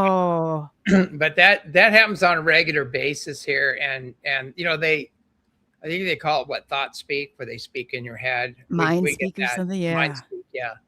And we have a lot of fruit trees here, and so they come and they ask if they can have some apples and things like that. And we go, yeah, you're here first, you know. And so, but we put peanut butter out, and they take the lid off, scoop the peanut butter out, and then put the lid back on and put it back on the post.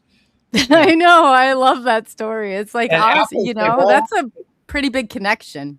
If you put 5 apples out there and 2 of them aren't organic, you'll come back and the 2 apples that weren't organic are sitting there, and they take the 3. So they can tell whether something's organic or not. You know, they won't take them. You know, and I've seen that with the deer too.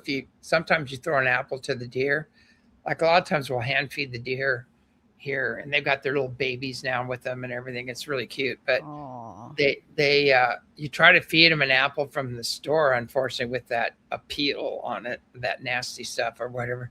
They'll smell it and then they won't take it. They're smarter than humans are, like with some of the stuff that they can. Yeah, exactly. Yeah, they're smarter.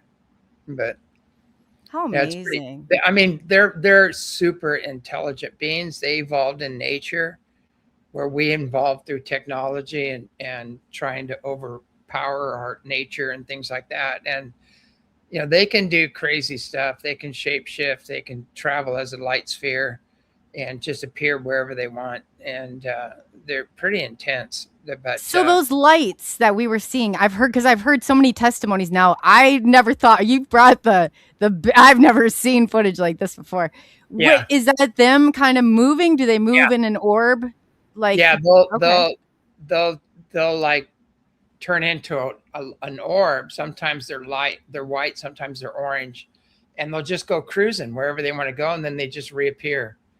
And we see them running around out there all the time, but they'll let people we have a young one here that really messes with people. His name's Delaki, and he likes to shake cars now and then. And oh God, they never hurt anybody, but they want a reaction. Yeah, there's a guy that has a show called Clyde Lewis, and he has Ground Zero. And this one ran right up to him and skidded and stopped. And he was having his breakfast, and he just freaked out kind of and went, oh my God. And he goes, I'm not telling anybody. And I go, Clyde, we've got 3 witnesses. We have the footprint where he skidded and stopped.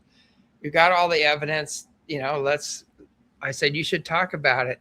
It took him a while, and then finally he talked about it. He goes, look, guys, I saw it with my own eyes, like up close and personal. And you know, he said that he goes, it's real, you know, it's happening there. But anyway, I always tell people, if you want to ego boost and you want to get the one footage, and if you're here for, you know, you got to have a spiritual connection, and you got to be in the right mind, you know. And the best way to do is go out and meditate, put your intention out there, play a flute. They're really curious. They'll come and check it out, and be really respectful. And then you'll have an experience. And you're not saying that these are all, and even not all ET are good. There's a certain aspect of these that are not, but you keep that ranch area so clean. Yeah. Like, and you know, it's definitely not saying on any side of this, but at Eceti Ranch, I mean, they do their work. They do their work. Yeah. They kind of protect the ranch, but there's other beings too that keep an eye on things here. But it's just really interesting watching it happen there. There's an old saying. How exciting! You get to go out there. That's your backyard. Yeah. I mean, that's amazing.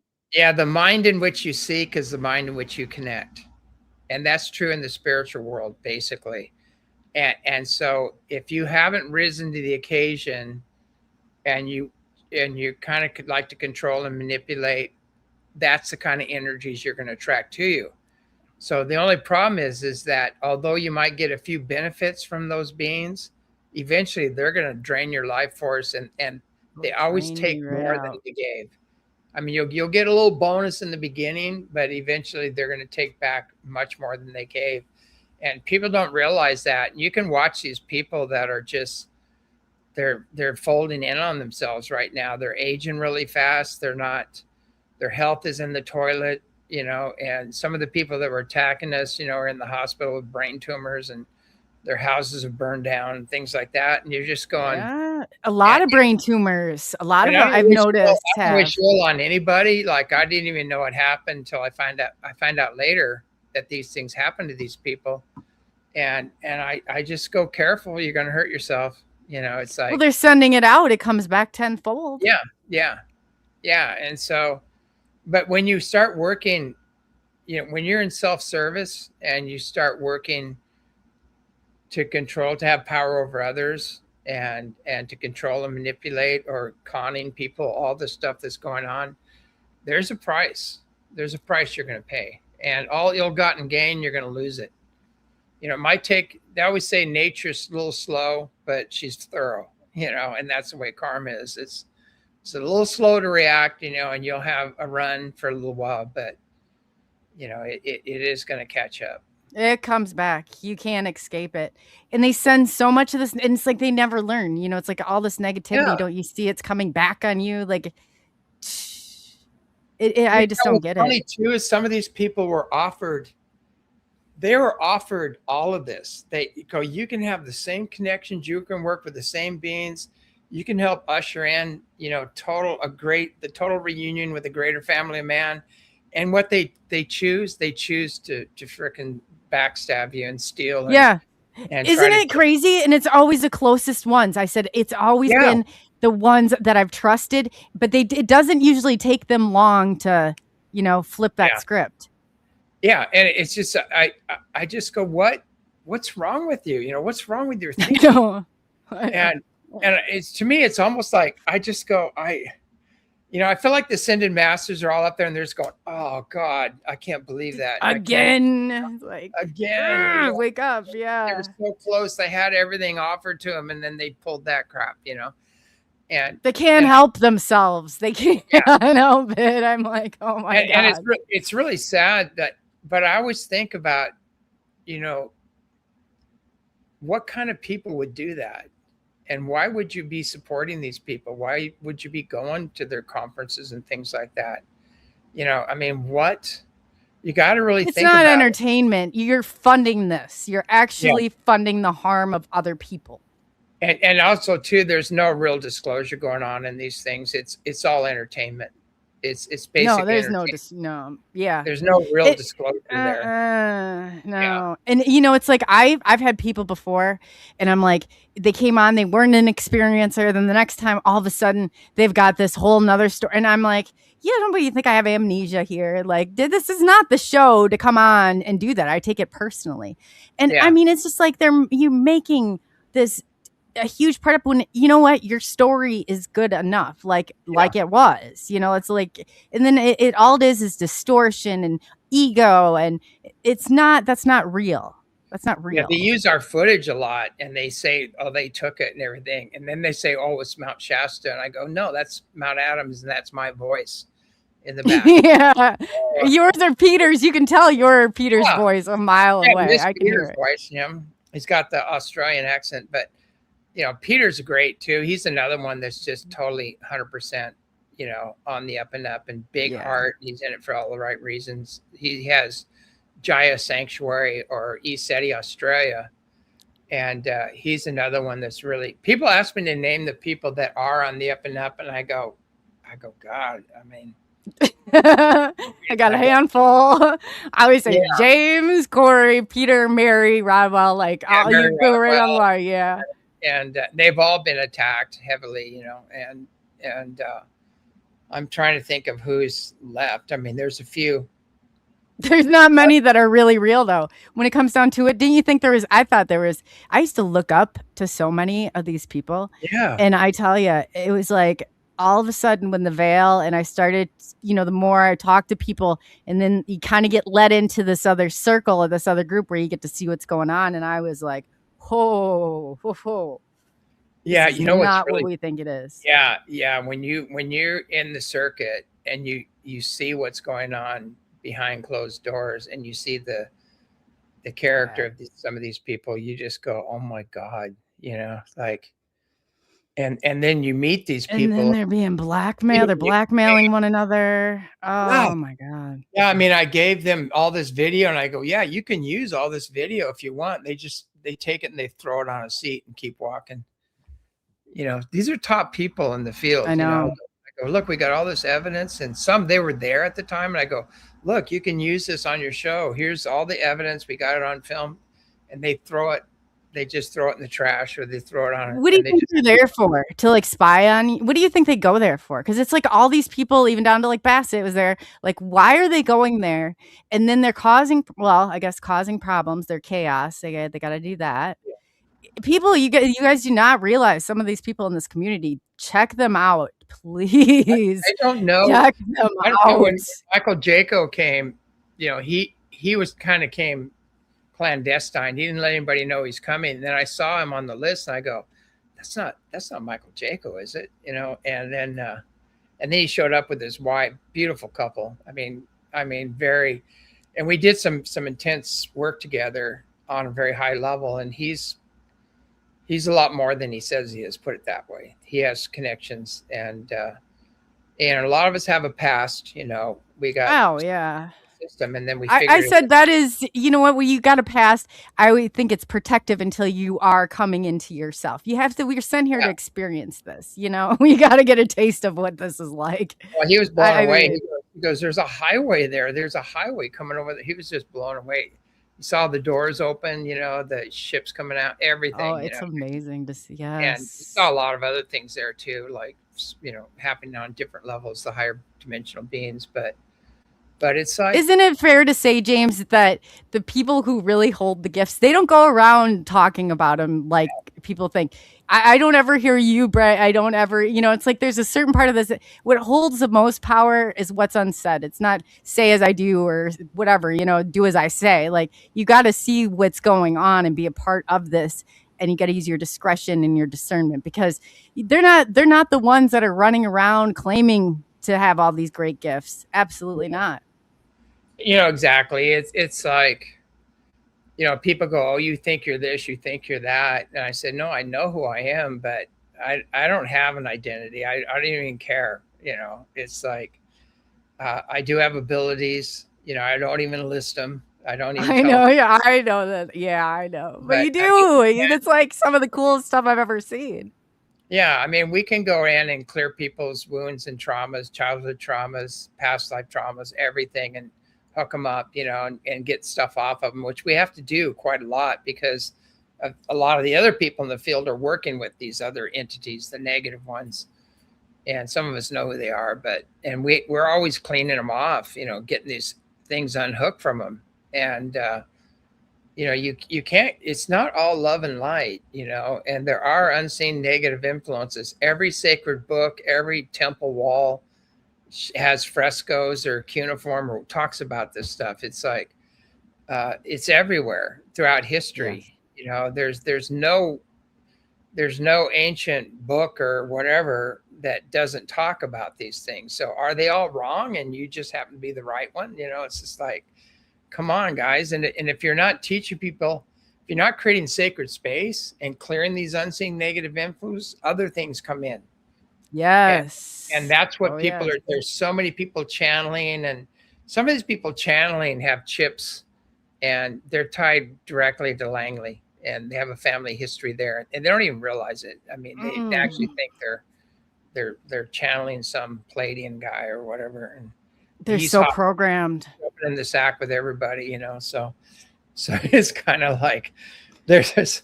It's like a program. Then the thing of it is there's some people out there. It's like, if they're telling you, I always tell people, because I was pegged for the gifted and talented at 4. I said, if the government thinks that you're gifted and talented, that is not an honor. That means you've been tampered with. Like, you have a lot of stuff that you are the one that hit the nail on the head, because you didn't even know that background. But that's when I was recruited as the age 4, and you called when you said, you're like, they've been effing with you since the age of 4. And I was like, whoa, there's no way you knew that. Yeah, it's very, the system we use is a very accurate system. It's not a psychic reading. It's like, this is your life. It's like, we totally read your books, but we use your higher self to do it.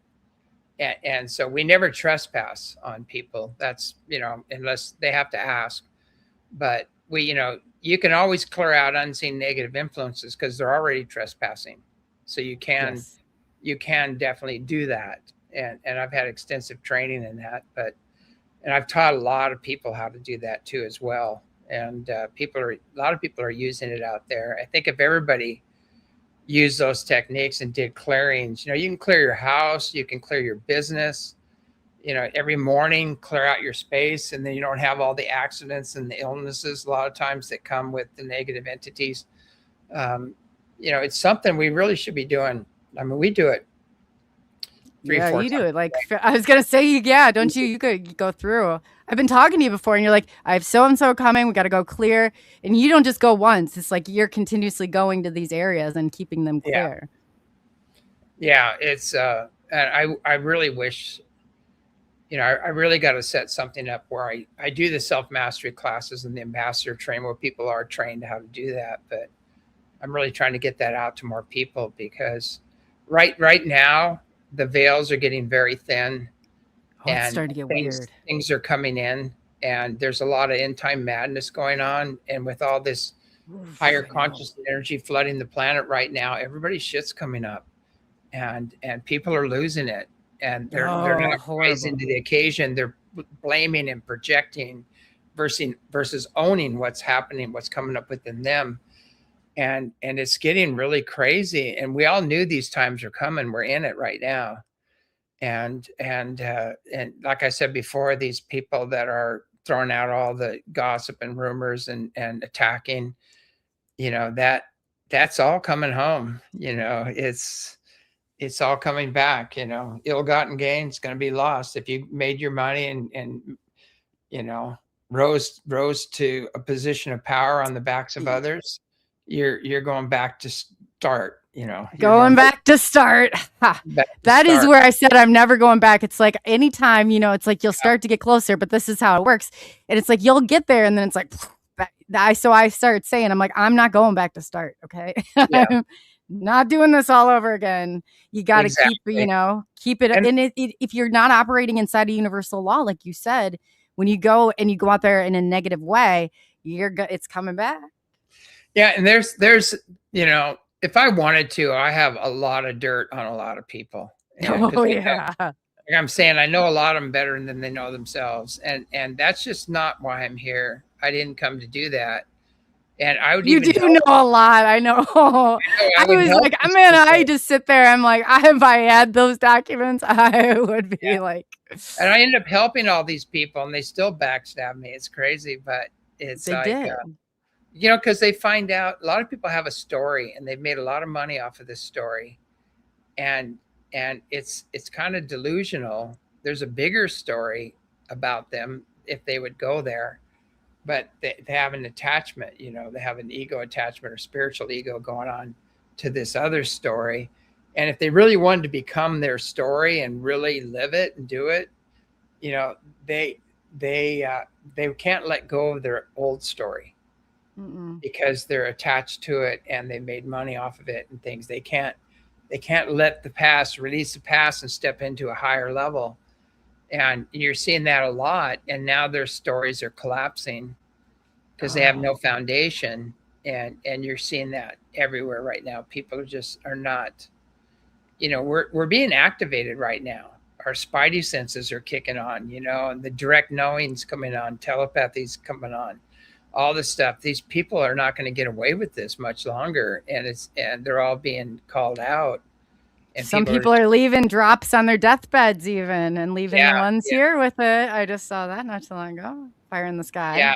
Yeah. So, it's sad. Sad that a lot of these people are checking out, and they're not in very good shape right now. They're aging fast, and their health isn't really good. A lot of them have cancers, and I'm not saying you're an evil person if you have cancer, because no, I don't think that old jab helped out any. Yeah, I mean the jab. There's something weird going on. Are creating all these cancers, but it doesn't help. The very energies that could heal you, people are fighting against. So it's Why is it so hard for them to admit that? Like, why is it so hard to see? Because when I wrong and I think, oh my God, I'm going back, I wrong my rights. I own them. And I'll say, hey, sometimes it takes you a bit. It's a journey, not a destination. But it's like, they'll hold on to this to the dying breath. And I'm like, what are you doing? Well, they don't want to admit that they've been duped, or they've been lied to, or they fell for it, and so they're going to double down, or they participated in it in some way, they got blackmailed. They all participated in it, and now they're going, okay, now we're going to have to pay for what we've done, and so now we got to double down, and I get these people, it sounds judgmental, but these people are stupid. I hate to say it. No, there's a certain, it's bad. They're posting pro-vax, all this stuff on my site. And I told them that's grounds for instant removal.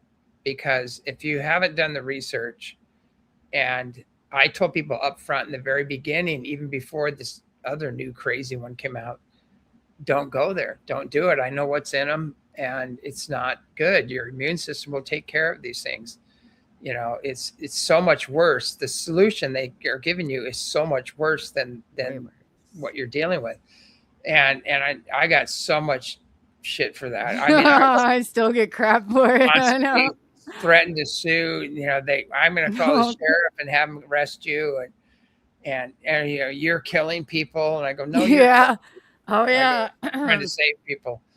And so, I mean, I don't know. It's unbelievable. And, a couple of these doctors have called me later and go, you know what, I'm sorry. And now that I know what I know, I'm sorry for coming. Well, how about they do a testimony then and say it? I had a doctor too who I was working with in the beginning, and he got shut down in 2 minutes. He said, they're coming after my license. I said, I'm a mental health therapist. What do you think they're doing to mine? I had to put it in exempt status. I didn't back down. Well, I'm glad that your cushy job, because that money right there costs you a part of your soul. Yeah, exactly. It's not worth it. People, when you sell your soul for fame and money, and that's basically what's happening, and you're not sticking to your guns, and you're not honoring your own personal God connection, and you're playing with these other entities and games, there's the payback is not good. You might have short-term gain, but the long-term consequences are that instant gratification is not going to be worth it. No, it's not, but it's crazy because I've seen so much of it. And then they go, and what happens is they're at the bar. All of a sudden, I've heard people testimony that they were drugged. Then they have drones flying above. They're looking for a compromising picture. They're inviting you, hey, come on in. Look, come hang out with us. And then the next day you wake up and you find out you're complacent turbo. Yeah, they got you. Yeah, I had that happen to me.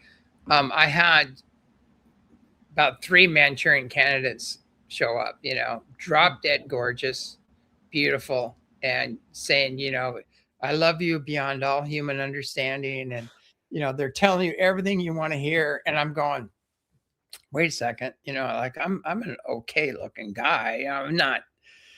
I said, I'm not supermodel, and at the time, they're mermaids. Didn't have any money either at the time, and I just go, something's wrong with this picture, And so I kept observing, and I watched the game, and they try to hook you through the heart.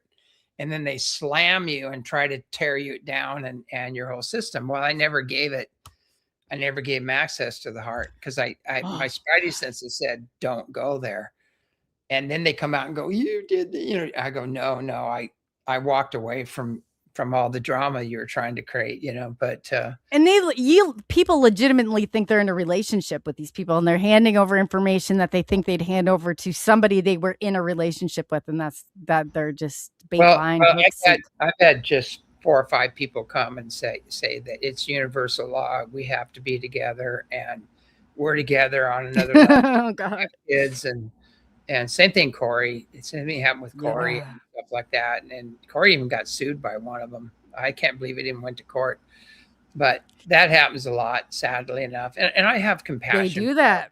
I go, this is a story that happened in your head. And and I love everybody, but I don't think we're supposed to be happily ever after getting the. And then they get madder if you turn him down. Like Corey's like, I was married. He's like, I'm telling this lady I'm married. I'm doing this. He's like, then she was more offended, and we're chasing after him. I'm like, oh my god. Well, there's nothing worse than a woman scorned, you know. No, and I God no. Kind, and I try to be loving and just go, you know, it's just like that's not in my sole purpose right now. I try to just, you know, explain to him that, and it's just like right now. Even right now, it's sad, but for me to take on a mate right now, they would have to undergo all the things I'm going through. And they would, how are you gonna find somebody? And jumping into them and coming at me and everything else, and I'm not going to put anybody through that right now. And so people don't understand. I said this is not fun. You know, you really don't want to go there right now because they'll find every chink in your armor and they'll use it to come after me, basically. You better be good, real good with yourself when this happens. That's all I gotta say. I've seen that happen too on quite a few occasions. And that some of the conferences I was invited to go to some parties with some very young girls, and there's sex trafficking basically. And they're really trying to get me to come to these parties. And I just said, I'm not a party person. I said, you know, I get up at 5 every morning just on cue. I don't know why. And I just said, I try to get to bed at a decent time, you know, and I don't drink, you know, I don't smoke pot. I don't do drugs, you know. I heard that one too. Like we're a big meth lab. You won't even you don't want him pot on the ranch. I said, no. They're so strict. He keeps it very pure. Yeah. And so it's like, you know, I don't know where all these stories are coming from because I luckily I didn't get involved in these things because I would have been compromised. And I feel sorry for the people that did get caught in it. And that, you know, I mean, that's the oldest trick in the book, you know, it's human nature. Somebody's go, oh, there's some beautiful young women there. And, you know, men being men, you know, I go, oh, yeah. Or they find you at a really point in your life where it's just like you might be, you know, it's like, or you might be naive in the beginning of this, and you think there's so many, when you play on the heartstrings, you're right. That's what it's dangerous. Oh, there's so many setups. I mean, at one of the conferences, this woman knocked on my door, and she goes, I got to use the bathroom. You know, beautiful. And you know, what am I going to say? No, pee in the hall. You know, I can't. You know? And there's somebody out there with the camera just waiting for you to let her in. Yeah, oh, here you go. So I let her in to use the bathroom, and then afterwards went, oh shit, you know. And I called a couple of friends. I go, can you come here right now? And I was out in the hall. And I had the door left open. Good and I was out in the hall talking with these people. And this girl was in the bathroom taking forever. I don't know what she was doing in there. And I could tell she was undressing and going to walk out and do it. Yeah, I bet she was. And I bet she was. I go, yeah, I got a couple of friends here. I got to go. I go, you need to put yourself back together and go. And, oh man. And I know it was a setup. 100%. I know. No, I know that's exactly what they do. And I've heard it. So, and I wouldn't have known about all this, but people, you know, once you get to talk to people, and these aren't, I mean, they are trying at every level. There's a huge, and he'll be coming on, but they got him, and they were trying to say that this drone footage was him urinating off the bridge, so it would be public. And he's like, that's not even, it wasn't even him. But these are how the extent of where they go with all this stuff. What, though, if they can get something on you, even though it's a false rumor or meritless gossip or whatever, the UFO community runs with it. Oh, like it's a fire. Yeah. Down. And I've seen that. And these people I thought were my friends, you know, that I really helped out launch their careers and everything else, turned around and backstabbed me over an event that never happened, that was proven that didn't happen. And that was in North Carolina, and there's probably 4 or 5 people that were having meltdowns that had entities attacking them, and I took them in and cleared them, and that was it. And so they go, you had all these women in your room, you're having sex with all these women. I go, name one. So they found this one woman that I did a clearing on, and she goes, no, he was a perfect gentleman. He helped me deal with some very serious stuff, and it's gone. And she wouldn't she wouldn't play the game, and she called him out on it and said, "This is bullshit." He never did anything, and it was crazy, and all of a sudden, and then that Matthew moron guy, Yeah. Oh yeah. and then the Journey boys got a hold of that, and they started spreading the rumors, and I got the emails between those two. And you can't see a conflict there why they would want to do that when they do their have their conference in Hawaii and you have Eceti over there in the winter. I mean, all you have to do is look that far and you can see a motive. Well, they had their conference in Hawaii, right next door to me, basically. Yes. And they brought the people that screwed me over on the Hawaii thing, where we bought these two ranches side by side. We're going to do this beautiful Eceti there in Hawaii, and do the same thing that's happening in Washington. And then these two women just totally unbelievable. It was total con. And they weren't who they said they were or anything else. And I was going to add the dolphins and the whales and the UFOs, and it would have been awesome. And to do that. And then they totally, as soon as they got the land and the property, they just said, F you, and unbelievable. And then they jumped on the rumors trying to demonize me. We're spreading those around. And so now I'm dealing with people in Hawaii going, "Oh, you're this and you're that. What are you talking about?" I said, "When that never happened." Oh, so they're even going out to the community and saying stuff. And they spoke at his conference, along with some other people who weren't really on the up and up. But anyway, those are the two ladies that were the ladies, right? Yeah. They liked it. But anyway, it's unbelievable the depths that these guys go to. They do. And we totally launched their career. I mean, we had them on the show. We had them at the ranch as one of their first speaking engagements. We totally promoted them. And then I'm hearing all these rumors going around. I'm going, why didn't you just come and ask me?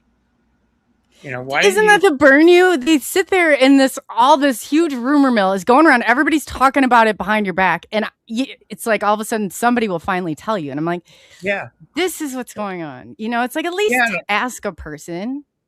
Yeah. And it's, to me, is what kind of caliber person would burn Eceti and what's happening here? Full on documented masters appearing, everything. You have to ask yourself, what kind of person would do that?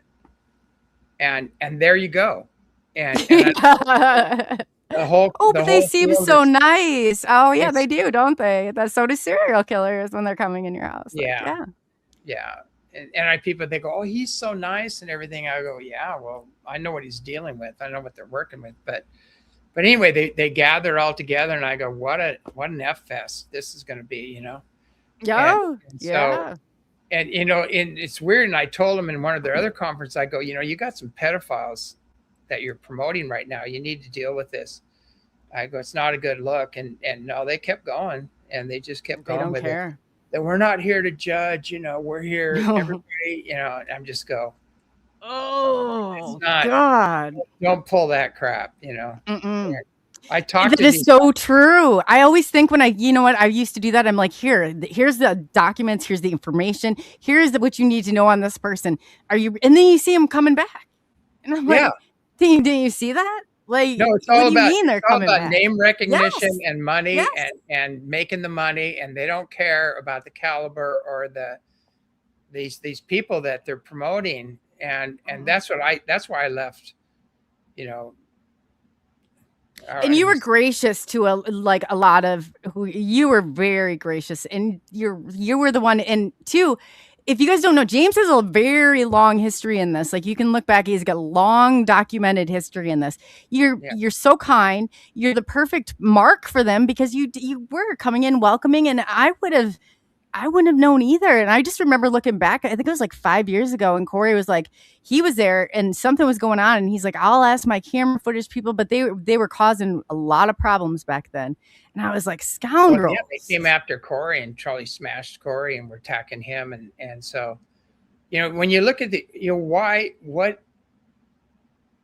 think if they can tear him down, they're going to rise above. And they're playing that, oh, we're noble. we're of noble character, and we're truth wouldn't do seekers. that, We're truth Yeah, seekers. yeah, exactly.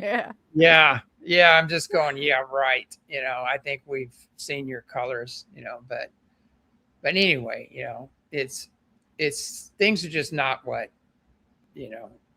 things are not what they appear to be. It's not what's being presented, because if you know the backstory and you know the real nature of some of these people, they're in it for the fame and fortune, basically, and they'll do whatever they can. If they can step on your back and rise up, they will. They'll stomp you down to the ground in a second. They're waiting for that. Yeah, if there's a check involved, if there's a funder, they can oh my God. They can sway your funders away and leave you desolate. They don't They care. do too. Oh my God. With all the masters and all the UFOs and everything there, we're gonna get our check, And it's unbelievable. I've never seen anything like it. They'll say that like somebody donated to you, then they're like, oh, next thing they're doing it. People don't even realize how it just happened to me not too long ago. And I was like, oh my God, for the support. They're trying to wipe out the support now. Like, this is crazy. We're trying to keep the lights on right now. I mean, we're just barely hanging in there because of getting ripped off by these people. And we could have all profited. We could have all had a great, everybody could have done really well. If we all would have just worked together, like was the original intent, everybody would be doing great right now. But now we got set way back, and it's rough. I mean, we'll get through it. We always do, but it's, we can't expand like we'd like to, and to serve more people, it's, we need like a new roof on one building and things like that. And everything's on hold, right now. So, and you guys are doing out there and going and doing the work and doing a lot of the sustainability by yourself. I mean, you're growing a lot of food. There's a lot of it takes a lot of work to do that.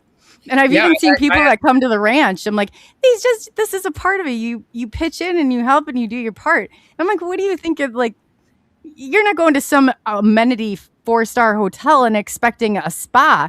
You're going out on Mother Earth, and you've stripped it down of, all these negative forces that we have coming in. And that is like that's a pure experience. Yeah, it's sad, but people come and they come with an attitude like, what can I get out of this?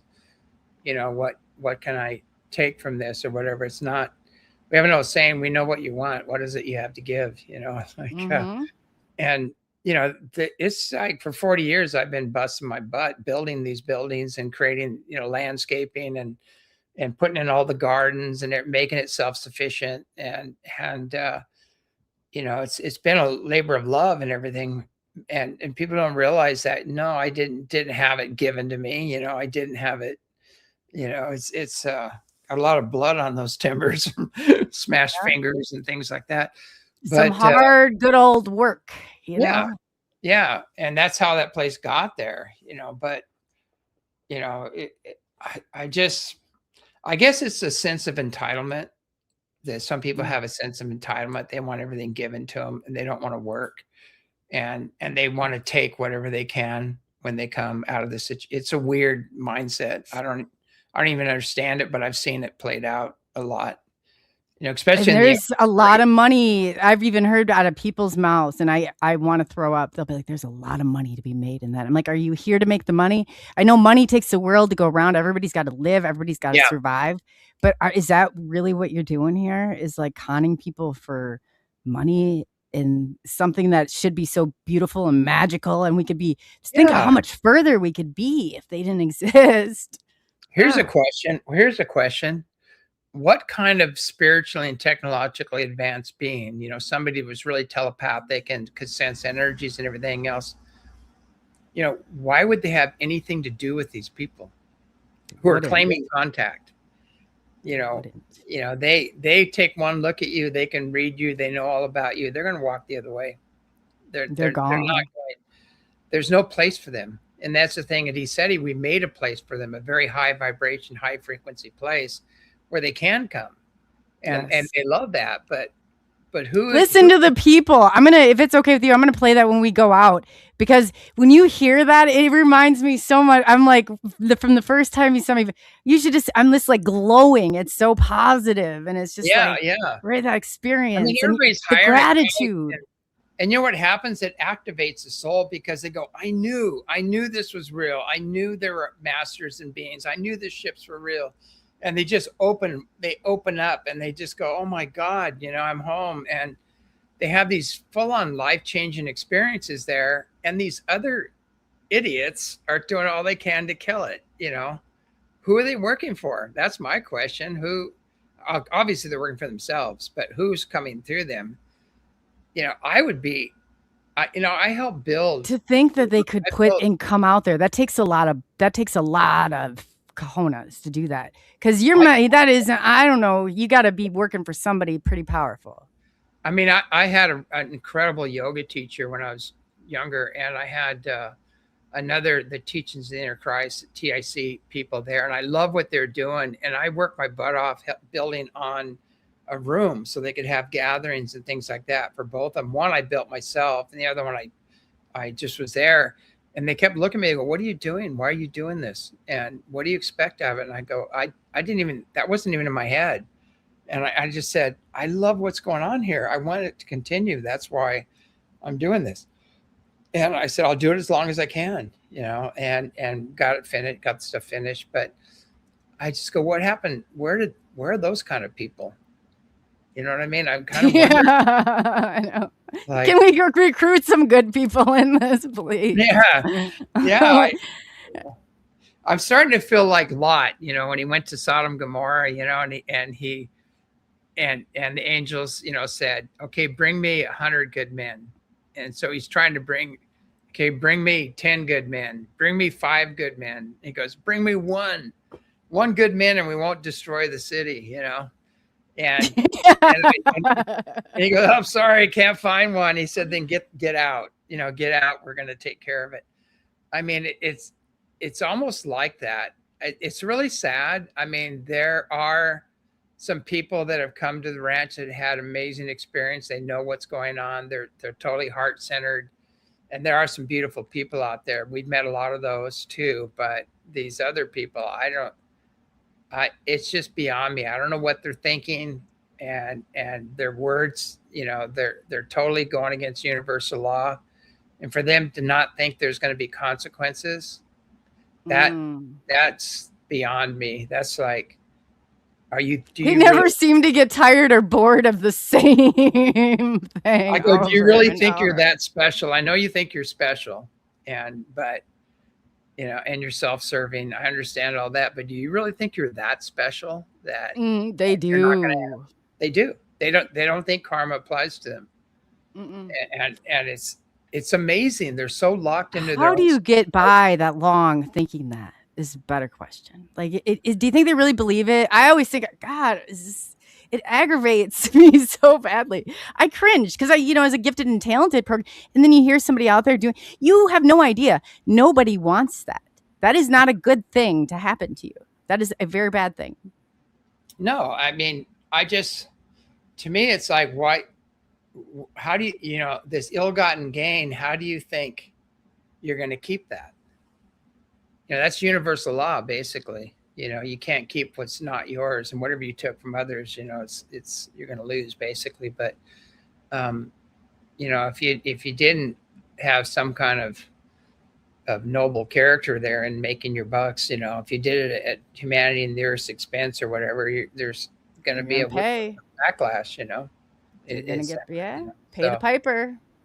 Yeah, it's just that I see people writing $1 million checks and giving them to people that I know are about as morally and integrity corrupt as you can imagine. Even worse, it gets even darker than that. But it just blows me away. I've never seen anything like it. I go, what were you thinking? And then later on, they come to me and they go, man, I got screwed. And I go, yeah. Not only that, you just funded my demise. You know what I mean? Because these people are coming after. You're funding the problem here. You're funding what's keeping us, from moving forward. Like, you just hand it over. Like, whoa. Yeah, it's insane. But I don't know. It's a big wake up call. One of the masters I study with, he said, one of your problems is trust is earned. He said, you're projecting your morals and values on others, and they don't have it. and trust is earned.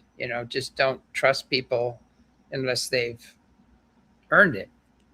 And I think that's something we all need to do right now is do your research. Like a lot of the Palladians that incarnate here, they're going, nobody would steal, nobody would lie from me, nobody would abuse me. That's like not even in their mindset. It's totally, and they get beat up down here really bad. And then when you have the beings that incarnate from the Orion system, the positive side, there's always a positive and a negative side. They've been through the wars. They've been through the Orion wars. They know evil exists and there is a dark side, and they're more street savvy and they can handle the energy here a lot better. But a lot of times when I see these Palladian and they incarnated here, and I just go, oh God, I just want to take them under my wing and go. I know. Well, let me help you adjust. I said to somebody, what if we were here, we came here, and this is why we think it's so crazy. Like this is a training on, karmatic, like we have to experience part of this, because I think people out here, this planet, some of them are just crazy. Yes, for sure. It's just like, you have to tell them this isn't the Pleiades anymore. You're on a hostile planet. There's a lot of crazy people here that don't understand universal law or are behaving totally against it and don't realize the backlash. And so kind of stay out of their way. You want to weave around. Yeah, to act like they Bigfoot do. There's a good reason why they keep their distance. Become the international hide and seek champions, What I feel like doing now, I feel like just saying, God, I'll come out later after the shift, after. I know, when nobody's around, I'm there. I try to avoid it too. That was hilarious. The national hide and go seek, champion. That's a good way of putting it. Yeah, he is. They're good. They're very good at what they do. Yeah, move like the Squatch do. That's good advice. That is like the best advice I've heard in a while. Yeah, avoid humans. No. That is funny. Oh my God. Yeah. That is so true though. And it is, you got to keep your stuff clear. And because you do, it's like you go to Walmart and you probably walk off with 15, 20 attachments. Like, God. I have friends that are very high frequency people, very super sensitive. And they get ill. They go in there and they just get ill. They go, I'm never going in there again. And I know how to shield up and everything. When I start shielding up and I go in there, the door won't open. Sometimes it doesn't recognize me. It's really funny. I've ran out of there before. I said, you people are freaking me out. I can't do this. And I literally ran. I was like, oh my God, I'm never going to that place again. It was like the most bizarre situation. If I have to go there, I shield up, go invisible, get my stuff and get out, Yeah, keep your head down. Any place is like that right now. I even think they run frequencies. Oh, for sure they do. And do things in some of these places, because you go in there and you come out and you're ill, you all of a sudden you got a runny nose and your eyes are burning and you're going, what's happening here? This is But or when you feel, you can tell when there's emotions that are playing on you that aren't of your own. They're not rational, Yeah, and it's there is all this subliminal stuff going on everywhere right now. That buy this, buy that. Your computer knows what you want to get, and it puts an ad up, and you go, "Whoa, I just thought that. How did that come up on the computer?" So there's so much crazy stuff that people don't know about, subliminal things going on. Subliminal dissemination it's everywhere. That's how they do it. People don't even realize what they're seeing. That's when I got into cryptology and steganography, and it was like all of a sudden I started to see how it was in our newspaper articles, how it was in branding, how it was everywhere, and I was like, whoa, we are being, every step of the way you're being manipulated. Yeah, some of this is not going good. To me, it's like, I don't like dealing with the projections when people spread all this vicious gossip and rumor. I'd go to a conference and I had to deal with these really angry women warriors. And I go, what are you talking about? I wouldn't even know what they were talking about. I know you're kind. I know. And I go, what are you talking about? Give me an example. What are you, and you're just going, geez. I go, and I try to have a conversation with them and just say, look, you're projecting a lot of your unhealed traumas and wounds here, but And I understand that, but I know I'm amplifying this stuff for you, but you really need to own this. This is your stuff. It didn't have whatever you're projecting. Not mine. You gotta own your own. That's, to me, that's a really powerful thing to do right now, is say not mine. Yes, let people have their own issues. Let them have them. Not mine. Have a nice day. Have fun with that. I got stuff to do, And don't give it energy. And they try and demand energy. They try and demand it. they make videos on you constantly. And I'm like, I want to go over there and break keyboards. It just gets like, but if you give them that energy and you're going to feed it, and then they see that, and then it's like that made their day. I mean, they had this one rumor going around saying I'm a pedophile. I couldn't believe it. And they found James Gilliland in Seattle that's in jail right now. He's still in jail. Oh, God. And his name was James Wilson Gilliland, right? And mine's James Allen Gilliland. So went all over the internet, this and some other stuff. And then all these people were attacking me. And I posted my driver's license, and I posted the file, and I said, I'm James Allen Gilliland. I'm not James Wilson Gilliland. And you guys need to stop this and write a rebuttal, say an apology. Not one of them did it. God, no, of course not. Of course, even some lawyers in the UFO community who could have been really nailed, put a bunch of stuff out that was, and I go, you guys know what slander is? You guys are bearing false witness. You're creating all these slanderous remarks, and not one of them recounted it or said I'm sorry or anything. And it's really, are you sure they didn't know? Because I've even had them do that before, where they knew it wasn't even theirs, because there's two of us or two of me too, and I'm like, they know. Some of them know, and they just that's why they do it. They find something, they keep looking for some reason. Yeah, they knew. I was reading, I think you sent me a thing about their modus operandi, the dark heart, how their tech, what they use. It's character assassination. It's this. It's like totally bury that person. Do you know who sent it to me? That weird person that claimed to be, and I was like, this is exactly what happened. Yeah. They're telling us now. Oh, great. Yeah. That's exactly what happens. Yeah, that's how they work. They can't dismiss all the UFO activity and the masters and the healings and all these things that are happening here. They can't dismiss that, because there's been thousands and thousands of people that have seen it and had their own experiences here.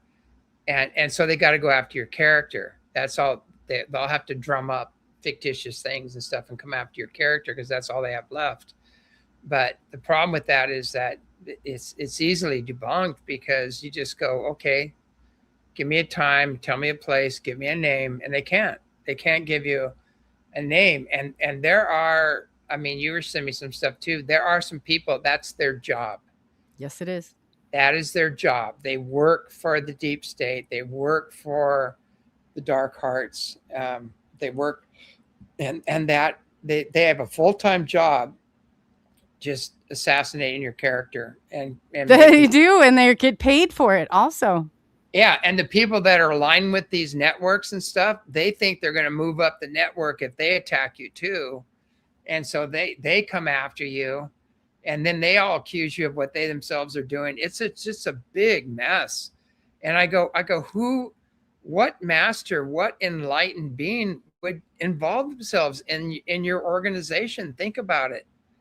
You claim to have contact, you claim to be channeling these people, but you haven't even figured out karma yet, or universal law, or bearing false witness, and all these other things. You haven't even figured that out yet. How can you be this enlightened person that's talking to masters? Come on. Walk your talk. You can't. They won't talk to you. They will not talk to them. I guarantee you they're not having any contact with them. There is a lot of contact happening, and believe it or not, it's happening in, a lot of lamaseries and yoga, what do they call them? Ashrams, things like that. People that are really doing their spiritual practices. There's a lot of contact happening there. And also, believe it or not, just your average farmer. Oh yeah. out there. There's salt of the earth people. They're just good people. They're having contacts. And they just don't talk coming about to me. it. They're not in the inner network, but there's so They many come to people me and that they tell me about it, and they start asking questions and things like that. And I said, there's more to God in the universe than you can imagine. And there's a bazillion Earth-sized planets in cradle orbits out there. And to think we're the best God has to offer is pretty sad universe. Oh God, no. I'm really hoping there are more advanced beings. This is the best it gets. I'm done. Because we need help, man. We need some serious help down here. And it's coming. And can you imagine that this is as good as it gets? What kind of system is this? That would be we horrible. Have to rise, we have to rise to the occasion. It's not their job to come and heal us and fix us and teach us and everything. We have to rise to the occasion, and they'll help us along the way, but not if you have all these judgments and fears and angers and unfinished business and everything else. They're not, your frequency is too low for them to hang out with. It's just too much work, and you're going to go twist whatever they tell you. You're going to manipulate it and twist it anyway to yeah, I know, serve yourself. You're going to make stories up, or the same stupid stories. Oh, there's no purposeful good in contact unless you're humble, unless you rise to the occasion, and you've done your homework and you're open. You have an open mind, loving heart, and pure intent. That's the qualification. Who has that? The kids. Yeah. The ones that aren't jaded in the system. The kids all know it's really young. They're going to open their eyes, everything. man. Now the kids are seeing everything. They're seeing the shadow side and the light side both. And parents, there's a thing called parenting masters. I wrote a chapter on that parents need to keep their kids clear and teach them how to clear themselves until they can. And there's, a lot of these kids are wide open. They really need support. Yes, they do. That's part of my kiddo. He grew up with me, but what book is that in, James? That you have? I would love to. I think it's in Becoming Gods. I think it's in that one. And James has you have a lot of great books. A lot of great books. Yeah, there's Reunion with Source, which is the foundational one, and it's really a good one. And then it covers a lot about Yeshua, who he really was, and the higher connections there. And then there's, I think Becoming Gods was after that. Then the Ultimate Soul Journey was all the beings that I was interacting with and kind of the journey there, including the near-death experience. All that stuff is in there. And then I wrote the Anunnaki Return, which is the benevolent Anunnaki are returning now to undo what happened with the negative ones. And then they ascended to like the sixth dimension. They're way up there. They got out quick. Yeah. They left. They didn't participate in all the I bet not. They're gone. And then I wrote UFOs. Oh wait, the origin of man and religion. UFOs, the origin of man and religion. That one there really spells it out. And I have a new book right now I'm writing, but man, I've got so much resistance in getting this book out. And what about the one you did last time? You said they hijacked it for a minute. Yeah, it's still hijacked. Basically, I got part of it out. It's in an ebook right now, but I'm going to redo it. And I had it in a hardback, and that hardback just got all screwed up. I couldn't believe it. It makes no sense, and nobody can figure out what happened. They put some kind of worm or bot in there, and I have the one I'm writing now covers the real ancient history of Earth, everything, and it goes back past 450,000 years to the primordial gods that were here, and it covers everything, and gives you techniques, healing techniques, ascension techniques, all that stuff is in it. And my other books have that too. They have a lot of that information in them too.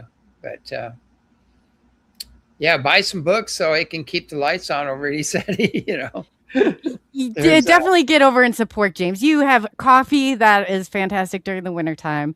There's a lot. I mean, I love to support. And this is exactly because you've been cut out of the communities, out of anywhere, shape or form. And it's like, these are the people that you want out doing what they're doing. They've got very good intentions. They're helping, they're changing, they're doing something good and positive. Like Yes. Go to Eceti.org. He's got great stuff. Like I want to take the ambassadors training. Yeah. I missed when you had sent that the last time. I'm like, oh man, like because you offer a lot of stuff online too, right? Oh yeah, yeah, we do a lot of stuff online, and then I'm going to do I'm just not real computer savvy, as you've seen, and so I've got to find some people that really know how to do the online stuff and the other stuff to get things going. I can help you. Okay, yeah, that'd be great because I need to do some online. And when I'm in I like Hawaii, that fact that you don't. It's always great because I love your assistant. Like, and then I said, this is how he keeps it pure. He distances himself from the technology. You distance yourself from these, so you can keep and hold this space. That's so incredible. If you guys have not, the Eceti Ranch is like one of the most powerful places I think. I was just talking to Sonia. She was there, and she's like, "We gotta go. We gotta." I said, yes, I know. It's good for the soul. Yeah, it's amazing. People, we say it's where the angels with broken wings come to mend, and remember. But yeah, it's an amazing place. I'm really. It's going to be rough getting through the next year or so, but after that, I think it's going to blow wide open. I think you got some exciting stuff coming up. I just don't know if you know about it yet, but I'm excited for you. Yeah, I do. I do feel some big doors are going to open. The Palladians and all the other ones are saying some big things are going to happen right now. It's going to bust open. Like there's going to be a big inversion or implosion of the dark hearts, and the masks are all going to come down. Everything's going to get revealed, and then that's when we're going to just expand like crazy. Because people want this information. Yes. And you've got some very good friends on the inner circle. And I think that I really do. I actually really know. And I think that James, you really have been, and you've been so humble, and you've been in a place like you have remained. I said, James is the only person I know that will come on and sit. And I've seen you taking some blows with the rest of us. And I'm like, he still will come on. He's the one with a smile. I'm like, he does. This is James. This is the friend he is. Like, you're like, you do. And I said, people cannot, I always say, what an amazing person, what a good friend. I mean, you really are. And I'm like, man, I would have, when people would have crawled out of there, that you stood there strong. A lot of people totally abandoned Corey, and I don't abandon people. No, you don't. And whatever, to me, it's like if somebody's having some hard times or whatever, or working through stuff, I'm not going to add more on that. I'm going to help them get through it or do whatever I can. I'm always going to be their friend. And, people say your problem is you give people 25 strikes when there's only 3. And it's like, I heard Corey said the same thing. He goes, I heard all this heinous stuff about you, and I went to see for myself, and I found out all of it was bullshit. It wasn't true. And I spent a lot of time with him and his family, and we became really connected. And then the same thing as I heard all this stuff about Corey, and I said, I want to meet him. I want to see for myself, because I know he knows too much. He knows things that I have not shared with anybody that I'm privy to. I know top people like lead scientists at Area 51.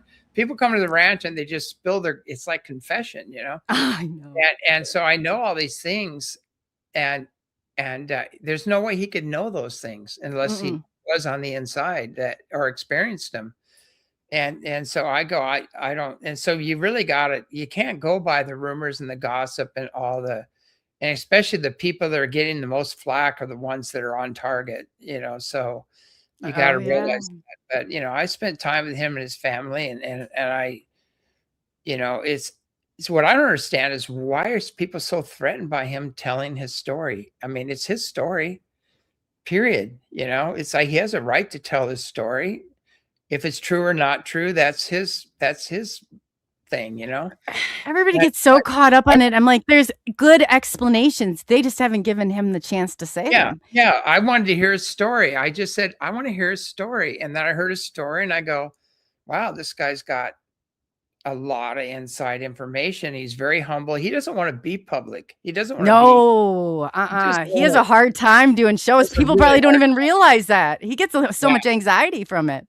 and where he came from, there was just so much for what he's been through that he's still got his mind together is incredible. That and He's it's laser focused. yeah, That's and that right there. a lot of people fall apart and lose it and are gone, you know, and he's stuck through it. So I got to commend him on that, you know, for his 1000%. He's been under attack for years, and he yeah. showed up, and he continues to show up. And I'm like, Yeah. Corey, I don't know how you haven't just dumped this whole community, because I think, you know, at a certain point, but he hasn't, and he hasn't let any of it stop him. That is like true resilience right there. Well, I the mean, truth is going to come amazing. out eventually. It's all going to come out, and we'll be sitting in the right positions when it does. But you know, I saw what he went through. I saw what happened to him, and he was fighting tooth and nail just for his identity and his work. What everybody was trying to do. And everybody's like, oh, he's lawsuits. I'm like, you know what? They were grabbing and snatching every single piece of his life that they could. He just put that out there. People don't know what that's like. Yeah, I mean, he's been fighting for his life, basically his whole life story and his life work and everything. And so to me, and I know, you know, I met some of these people that he's been battling with, and they tried the same thing with me. And right away I said, nope, not going to go there. Sorry. You know, you have a nice day. And no, I'm not going to turn Eceti into Disneyland and all the finances and that's what they all tried to do. And I said, that's not going to happen here. I said, and I go, you know what happened if you turn this into a Disneyland? Like, this place is natural. It's very high frequency. You'd kill it. Yeah. I'd be rich and famous, but the land would suffer from it, and the contacts would quit, and then I'd have to be making up all kinds of stories like so many others, you know, keep things alive and keep things relevant, you know. And yeah, it's all about intention. What is your motive? What is your intention? And sadly, it's about fame and fortune for most of them, and attention. That ego's got to die. Yeah. The attention they didn't get as a child, you know, that they're trying to feel good about themselves. And if enough people worship them, then they can think they're worthy. Or it's weird. I don't know what it is, but you know, it just does make sense from a counselor's perspective. You can really see it, you know. But loud and clear. And I said, these people like going through, I could not believe it. And I'm like, this is like therapy 101. It's not when you split and that alter you're calling, that's a multiple personality disordered person. And if this is really going on, you should run. It's mental illness. I hate to say it, because some people are so wrapped up in their own delusion, their own self-importance, and their own story, that they're these enlightened beings living on the fifth dimension and everything, but their actions are so subpar to their words. And people need to do a little research on these people, because some of them go and see what they say on shows. Go and check them out, because even though it's like, you know, I started to do it because I was like, they're so brain numbing. You know, I don't even want, but when I started to look, I was like, holy crap, look what's being said. We kind of talked a little bit about some of that, and I was like, if that is really what happened, what you really want to find out is, what do they do off stage? Yeah. Where does the money go? You know, that's the big one. Where does the money go? Where does it come from? Yeah. Where does it come from, and where does it go? And that'll tell you volumes when you figure that out. And just don't jump into external worship of anything or anybody, you know, because that's how they you know, power these people, and they'll take it. They'll grab it and run, and then you're left, and you will suffer for it greatly. Yeah. It's not worth it. It is not worth it.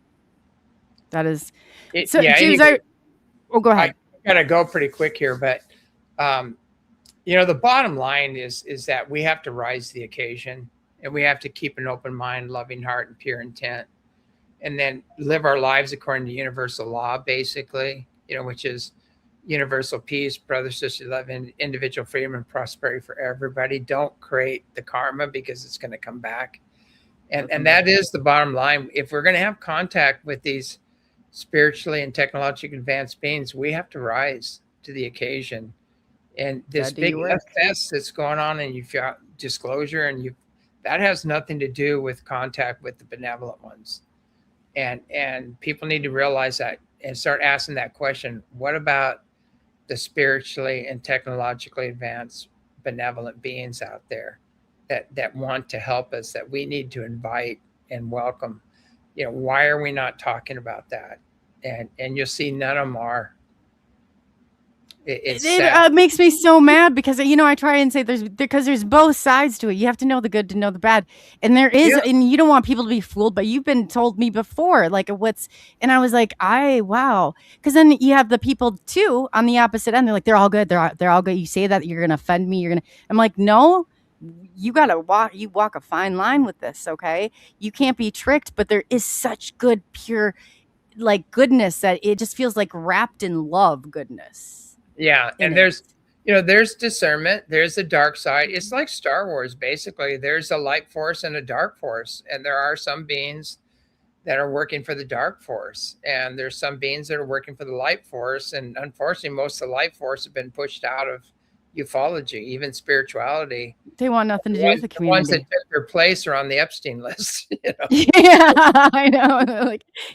I've seen good people walk away, and they're like, want nothing to do with the community at all. And I'm like, I know why. Well, you know why. We all may both know why. Yeah.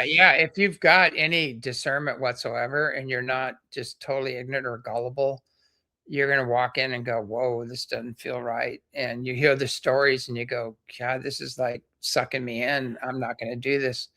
I'm not going to give my power away to this nonsense. And you walk out, and there are places that are legit, that are really loving and supportive and empowering you as an individual. And that's where you want to go. That's when you want to put your energy. Like Jaya, Eceti, go to Eceti, Australia. These are good places to go. Don't go. The conferences, I was like, I like the fact you're like, we structured and made this land. When you're not in control of that land, it's like going to the Walmart for, guidance. Like, let's not be doing that, people. It's not a good idea. Yeah, it's like going to a UFO conference at Walmart. They're really bad. Expecting to see a spiritually advanced being pop in. Oh God, I hate the Walmart. It's just like enough to make. I said this place freaks me out. It literally, legitimately freaks me out. It's a business. It's a multi-billion-dollar business, and unfortunately, most of the business is going towards the wrong people. Mm-hmm. Like Ancient Aliens, when they came out, all you see is my hand picking up a camera. Oh, we told them when and where the ships would come. They did. They appeared. They missed it. I gave them all the information on who's on the ships, why they're here, their intentions, their cultures, what they look like, everything. And the only thing you see is my hand picking up a camera. And at Eceti. They came to Eceti, and that's all you see is in there is my hand. So they are part of the controlled narrative. Obviously, it's entertainment. It has nothing to do with real disclosure. And, I've never seen, I go, are you kidding me? I go, this is going to backfire on you. And they're all smug and everything, and I said, I know you're going to censor me out of this whole thing. I can tell. And they go, oh, we'd never do that. We'd never do that. And I go, you're wasting my time. I know you're going to cut me out of it. I said, you're playing in the wrong arena. There's nothing hidden here. And they go, we'd never do that. And then they play the episode, and I'm not even in it. And Peter's in it, and John Vivanco's in it. And they cut you out? Yeah. Ask them to get the original tape of the interview they did with me and play it. If they are legit, and the real footage of the UFOs, if they are legit, they won't touch it. None of those will touch it. It's amazing because they're part of the controlled narrative. The whole thing's that way. I couldn't believe it, James. When I saw all of the footage and documents that you had, I was like, oh my God. And nobody has it. And then you're like, no, you don't understand. Like, I've had this. And you didn't even ask that they were water stamps or like anything. You're like, no, I can get more. And I was like, okay, I couldn't believe it. I was like, oh my God. Yeah, it's so funny because the thing, this isn't a 70-year-old story. This is happening now. It's been happening for 40 years. why is it so heavily censored? And the only answer is somebody else is in control, not who we think they think. And we're seeing that now in the Congress, the meetings there. We're seeing very clearly that there is somebody else in control. Even the president signed a decree, that you need to release all the UFO information. They haven't. And they're giving us fuzzy Tic Tacs, and that's about it. I know. And then you got orbs and trees. Like And pictures that of the Bigfoot Venus. was great. I know. Yeah, Oh yeah, pictures. look at behind. I'm gonna blow this up. So tell them real quickly what this is above your head is. That's Mary. I'll turn the camera up. It's hard to see. Yeah, we work with all the masters, but that's actually Mother Mary appearing, and it was taken by a Taoist monk that didn't know who she was, and he was taking a self-mastery course from me. And his name's Khan, beautiful being. He's like a big tree, he's huge. But we have all these appearances. He got photographs of Ezekiel, which is an ascended version of Ezekiel, who merged with a feminine energy by the name of Cassia and ascended into the seventh plane of bliss, but the Andromedans call Ezekiel the God of eternal bliss. Basically, that's what they refer to him as, but it's actually both. And all the counterparts in the ancient past, even Yahweh had a counterpart named Asherah, had a mate. It's always paired. It's always been paired. And they keep knocking the divine feminine out. They turned Mary into a whore and the house of Mary, and they actually persecuted Mary, and they aligned with the Romans and changed the whole teachings of Jesus. But that's a whole nother story. But I mean, it's really sad, because if we were in touch with the love and compassion of the divine feminine, we wouldn't be doing what we're doing right now. It's become patriarchal, it's become intellectual, and the heart's not there. And that's without that, no higher dimensional being is going to hang out. Nope. I asked somebody one time, I was like, Phil Graham, I said, Phil, because Phil's like, in order to do that, I said, how do you love people the way you do? He said, because I know I need to in order for that to happen. And I was like, very wise. Very wise. Yeah. Like, you have to get right. I mean, if you want, and that's the road you want to go down, it's like, yeah, and we might not all, whatever. And it's like, I get mad at people a lot sometimes, when they do this stuff. But I'm like, you have to, at the end of the day, as hard as it is. Yeah, we've got Babaji up here. We got Yukteswar, Yogananda. We have some beautiful pictures of that's Kuan Yin. It's hard to see her. I don't know if you can get, there's a shine there. There's Kuan Yin. We have beautiful photographs of Kuan Yin appearing at Eceti. And wow. Also, those are taken by Khan as well. And Peter got a beautiful picture of Kuan Yin manifesting right in his room. And she has a vessel, in her hand. She's holding that light vessel. Wow. But, I mean, the veils are very thin there. Even the government knows about it. It's in the purple zone, where the veils are very thin. They've got getting it mapped weird. out. And and it's just things happen there. And, you've got to, we've just been anchoring the energy and the higher consciousness energy and the higher dimensional energy there for 40 years. And we've done every ceremony. We've had every elder out doing ceremony, Hawaiian elders, Lakota, Dakota, Cherokee elders. My grandmother was Cherokee, by the way. Yeah, you got the Irish and the Native American descent. Yeah, I got Irish. Yeah, it's kind of a weird mix. Certain agencies. It's either Irish or Native American. I've asked everybody. It's always one of the two. Yeah, we won't. But you got both. We won't talk about the remote viewing sessions. I love it. I took two classes here and did the triple martini. They call them the triple martini remote view, where you just nail everything, but I don't, my whole thing is empowering people. I really don't, I want everybody to be able to do what I can do and more, and go beyond me, basically. And if they are beyond me, come hang out. I'll give you the keys. You're probably, yeah, I mean, you got a big job. You got a mission that is a lot of people would not, they would have ran from, but you've embraced it and you've done it and you've sacrificed for it bad. Yeah. Lots. And people they do not realize, but I was like, man, if people only knew this good side of this community, there is good people in this community and they're the ones that make it worthwhile. People like James, people like Corey, they're the ones that make this worthwhile. And like when you find it, yes. Mm-hmm. There's others out there. I don't know who's out there anymore because I've just totally left the circuit. I didn't really leave. I was kicked out of it. Yeah, I know. But that's okay. I knew it was coming. I saw it the coming. Breakaway community. I embrace it though anymore. I'm like, I'll never make it to another. I've talked too much about the kids things.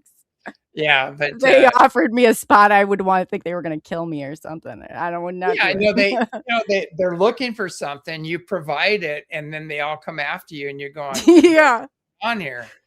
You know, you're professing this isn't what you wanted. Goal. Like, yeah, here's your goal. Here's the answer. Here's the culmination of your goal.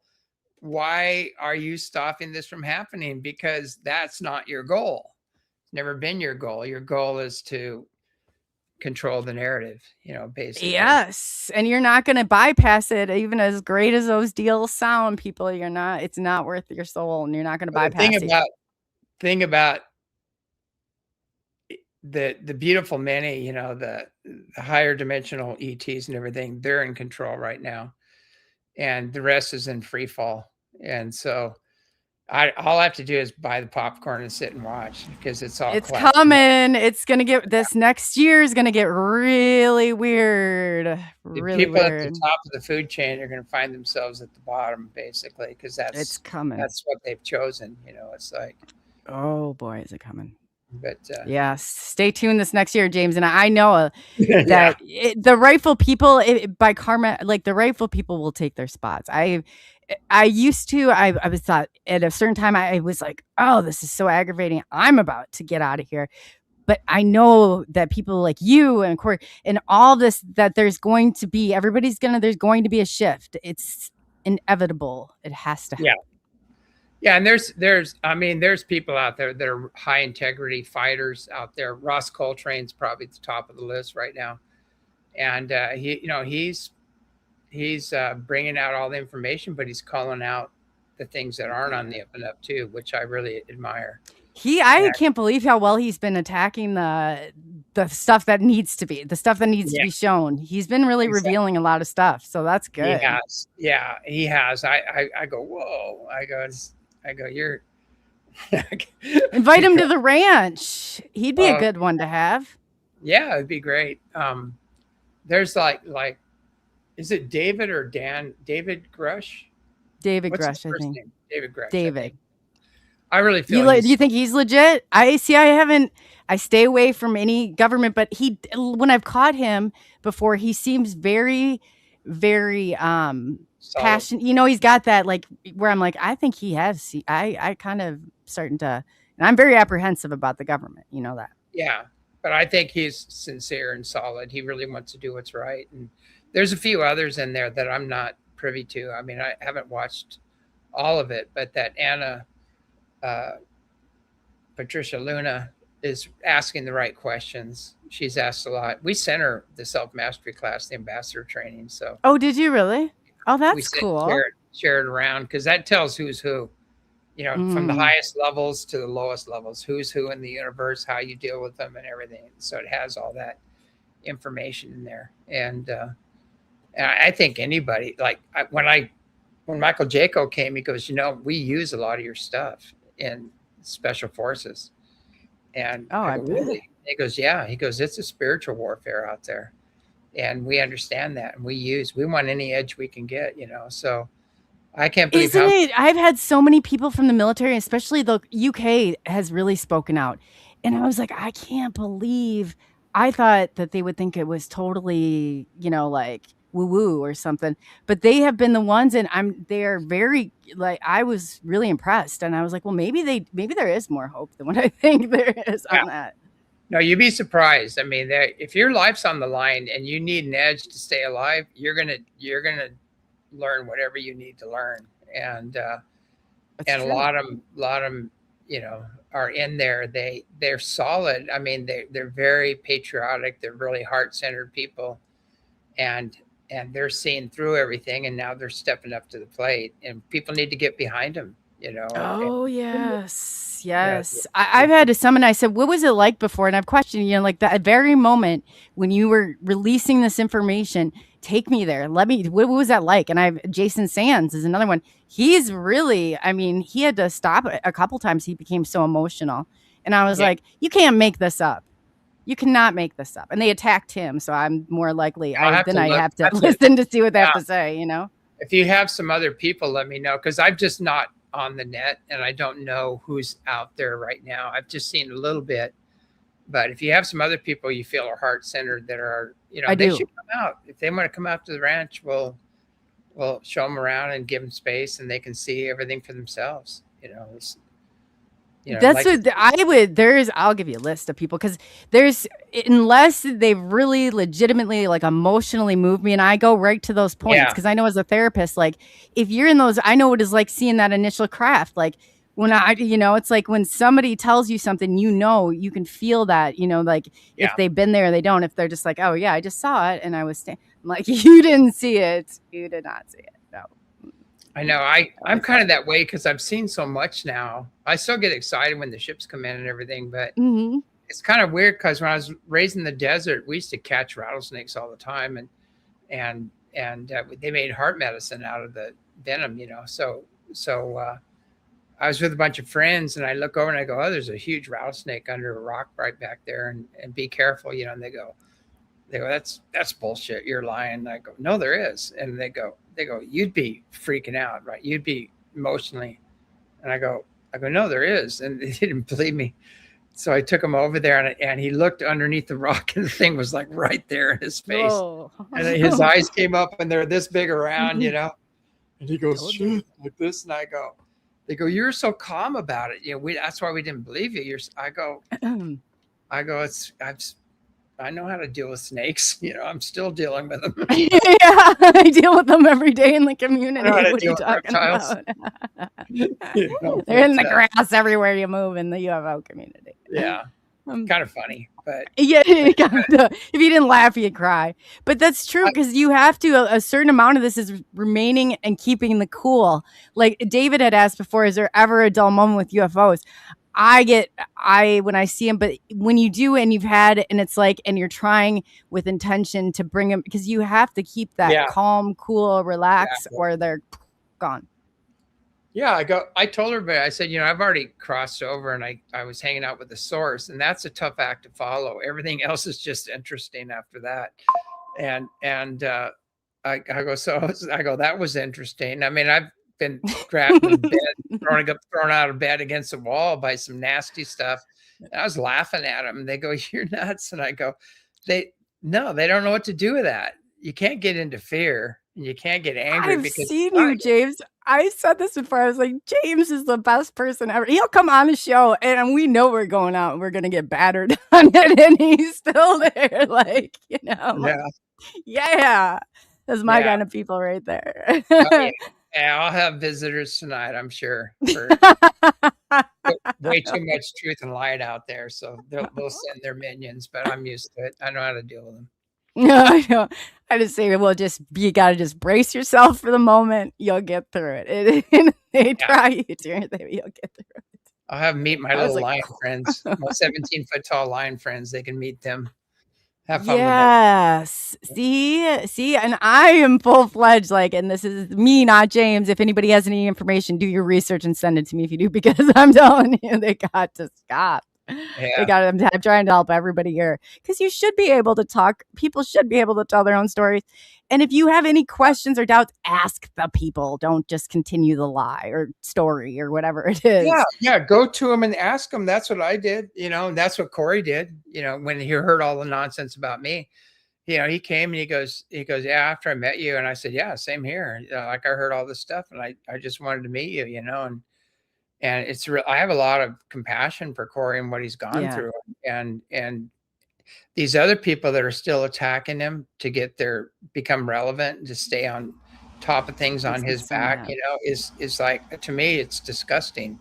It is. And they are disgusting people, and they need to stop. You know, look what happened to David. You know, it's like, Yes. and those same people are trying to blame Corey, and they were the ones that were hacking him and what they call it, doxing and all that stuff to him. They were the same people that were full on assassinating his character, everything. Now they're trying to switch the guilt off of them and try to blame Corey, which is you can't go much lower than that. Yeah, I guess they can. They can. I was like, oh boy, I think they might be able to go there. And I said it infuriates me because as soon as I realized that this was a lot and how they were portraying him, and I saw the evidence and the videos for myself, I was like, this is not fair. They do not know how hard this is, and we don't want to lose Corey. We do not. He is a good person. He's got a heart of gold.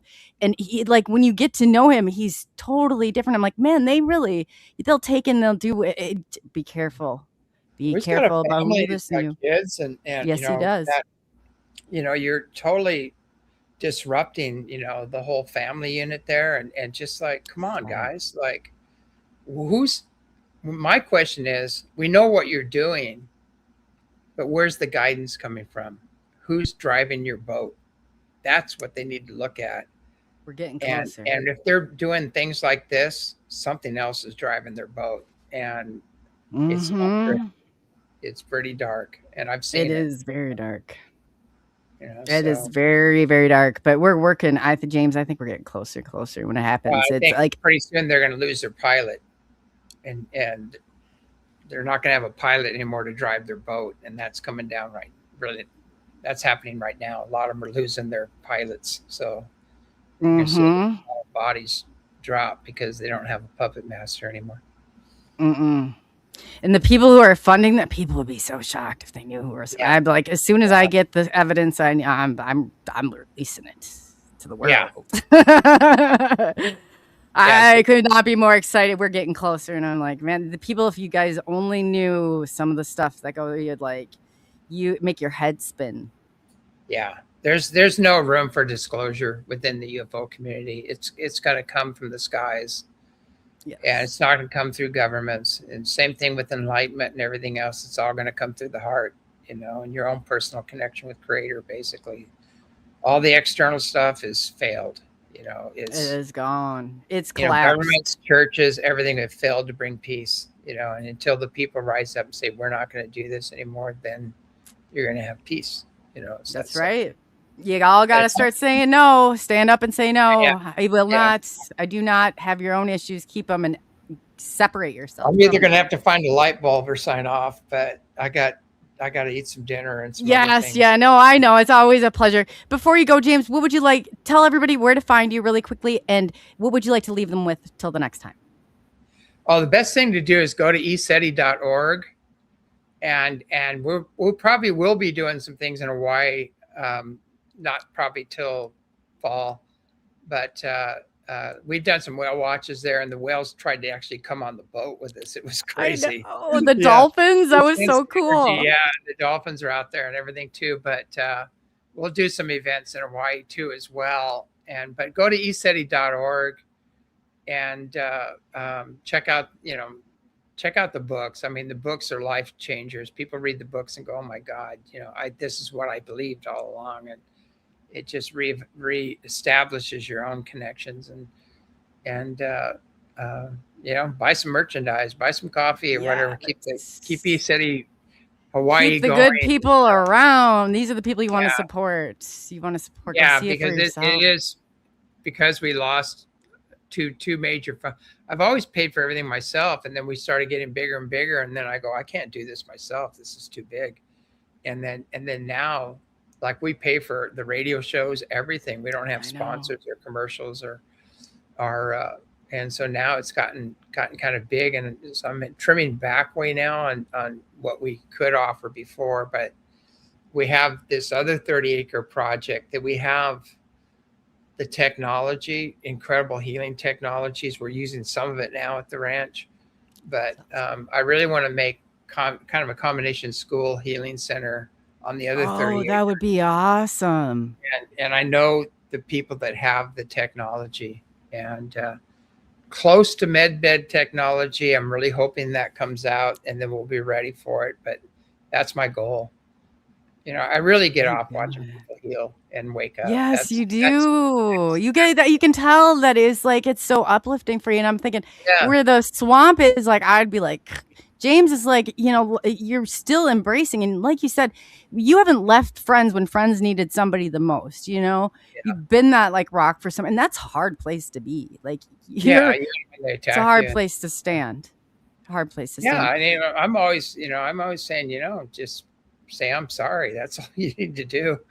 Say, I'm sorry, I was wrong, and maybe do a little apology so people know some of the crap you spread was false, and do a little rest. Right, just a general statement, will you? I mean, just a little, Be nice, because all you're doing is interfering with a much greater plan and the higher dimensional beings, and that's not going to fare well on your life review. I guarantee you. No, it will not.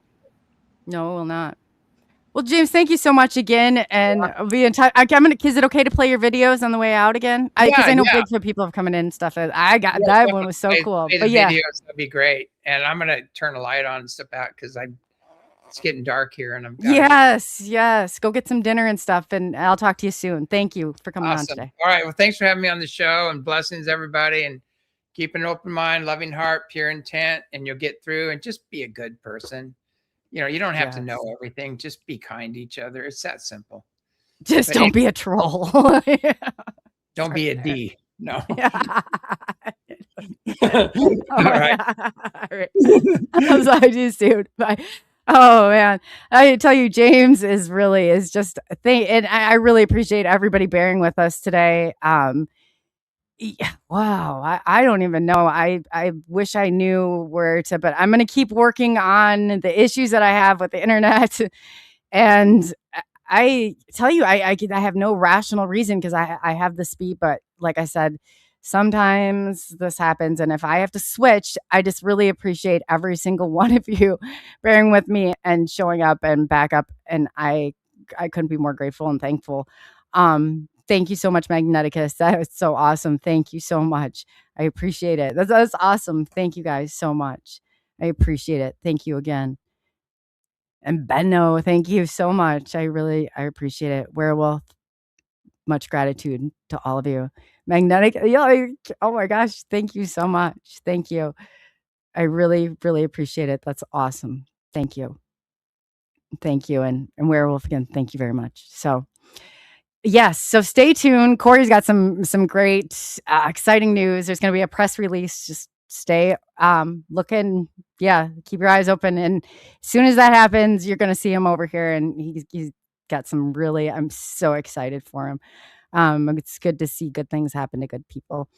And just like James said, remember, like everything, use your discernment, go see for yourself, ask. I really appreciate when people come and tell me and give me the opportunity to ask, because it's just like, open that door if you really want to know. And it's just not like, don't perpetuate the crazy lies and drama. And, because I know nothing more James we'd all love not to even address this, but I've almost made it my duty to help other people, because if you've been in this, oh God, this is like throwing yourself out in front of traffic, and it's not fair because they have they're great people, but we were so conditioned at one point in time. And I'm like, man, it's horrible to do to somebody, to very much assassinate their character. I actually released the video James was talking about that I was sent, and it wasn't sent in a nice way. It was sent in, this is what is happening and what we're doing. So you can see for yourself, and it is very methodical. I also, if you know who the cicada 3301 is, Sophia Musk, I have, we did a pre-record just because his anonymity and like all the stuff going on, it is so cool. And stay tuned, because it's not, I'm going to air it live, but for reasons like, and you'll see, if you don't know what it is, one of the most brilliant composers and steganographer and cryptologist, like I had the opportunity of he's just absolutely wonderful. And he very much was put on that target list as well. So thank you guys for hanging in there today. Oh gosh, I was just really sweating some of this, but I promise you, I'm going to keep finding ways to break through this. And it is not at it's not the internet. It's not the 500 chords that I got going on here. It's not the 3 computer I've been through. So, and James, you hear a lot that when people, they go through this, same things. And I was like, man, I don't know. I hate to say it's even like paranoia, but it gets to a point. It's like, how could this be possibly happening again? I mean, it just, I don't know. But take a look at the video I just dropped earlier and let me know what you think, because this is how they do it. They very much have to tell you. So on the way out, I'm going to play James's videos too. So you can see, guys, if you're Bigfoot, you're going to really love this. So I'll play the Bigfoot one, and then I'll play the other one. And yes, so thank you. Stay tuned, because I'm keeping some open spots open. I don't want, but we have PNW Rush and Glenn and Eric coming on Friday. So that's really exciting. And like I said, it's going to be a little jagged this week just because Corey, I know that this is coming out, and I appreciate his and James's friendship so much. We're like the 3 amigos, and it's really cool, but good people. And again, enjoy the videos, and I will be seeing you soon with some very exciting announcements. And till the next time, thank you for taking the journey into the unknown. I'm Coley, also known as Coley UFO. And for you this evening, we are leaving you with, okay, I got it. Okay, here we go. It kind of had its own luminescence, and it's circular in shape, and it kind of had this bobbing motion as it was going, and it looked organic to me at first, like someone had perfectly spotlit like a balloon or something. You could see it. I was fearful that the people who were filming thought that the light might have been me in the field, and so if you see the footage, I was behind it and towards the incoming road by at least 200 people feet. Walking back, they're looking at it, I think. Are these people from here? Yeah, they turned and they were looking at it. And it was low in the trees. There was a light moving underneath that tree. I'm Graydon. I'm here at Eceti. Last night, probably around 10:30, I saw a orange orb appear about halfway down the tree line. And then it started to move, and it dropped down to about eye level. And it hovered around there. You can see there's another orange light sitting there. You can see 2 orange lights. It's either like bright eye shine or beings. And it was wild. I've never seen anything like it before in my life. How many ships do you think you saw in the past Hundreds. couple of nights? Hundreds of them. Yeah, there's no way it was satellites or planes. We ran over there to check it out, so. And now it's out, so. And now it's back. Yes. And it had a white light under it that took off. Yeah, they tie together. Last night was pretty crazy too. Yeah, I want to stay out here again tonight.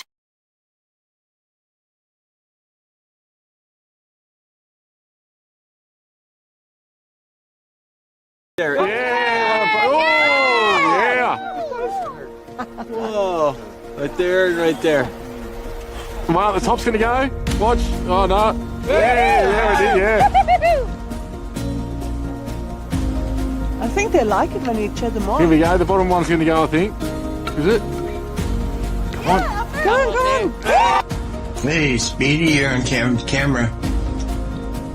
Want to power up? We're gonna do it now. Oh, no, not in the tree. Don't power up in the tree. Come on. Wait till you come out the inside, then power up. Right there. Whoa, thank you. Thank you, nice. Oh, come on. Come on. Powered up. It is getting brighter. It's kind of... Oh, there it goes. There it goes. Yeah. Nice. Yeah, there it goes. There it is. There's the power up. Whoa! Got it. I got it. Yeah. I like the home Yeah, it's picking up speed now. Oh, look at that power up! Yeah! Whoa, that is massive, man! Nice! Yeah! Whoa!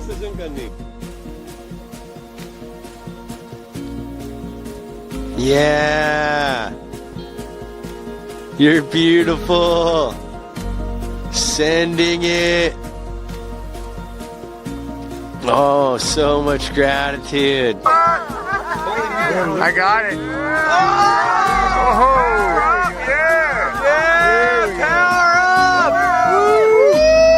That was nice. Did 2 power-ups for us. I got it too. I got it. 10-10? You said 10-10. That's 10-10. Yeah. Yeah, that's 10-10. There you go. 10-10. Another power-up. Here's another power-up going north. That's epic. Oh, he's getting burners in. Oh my god, he's getting riddled! Yay!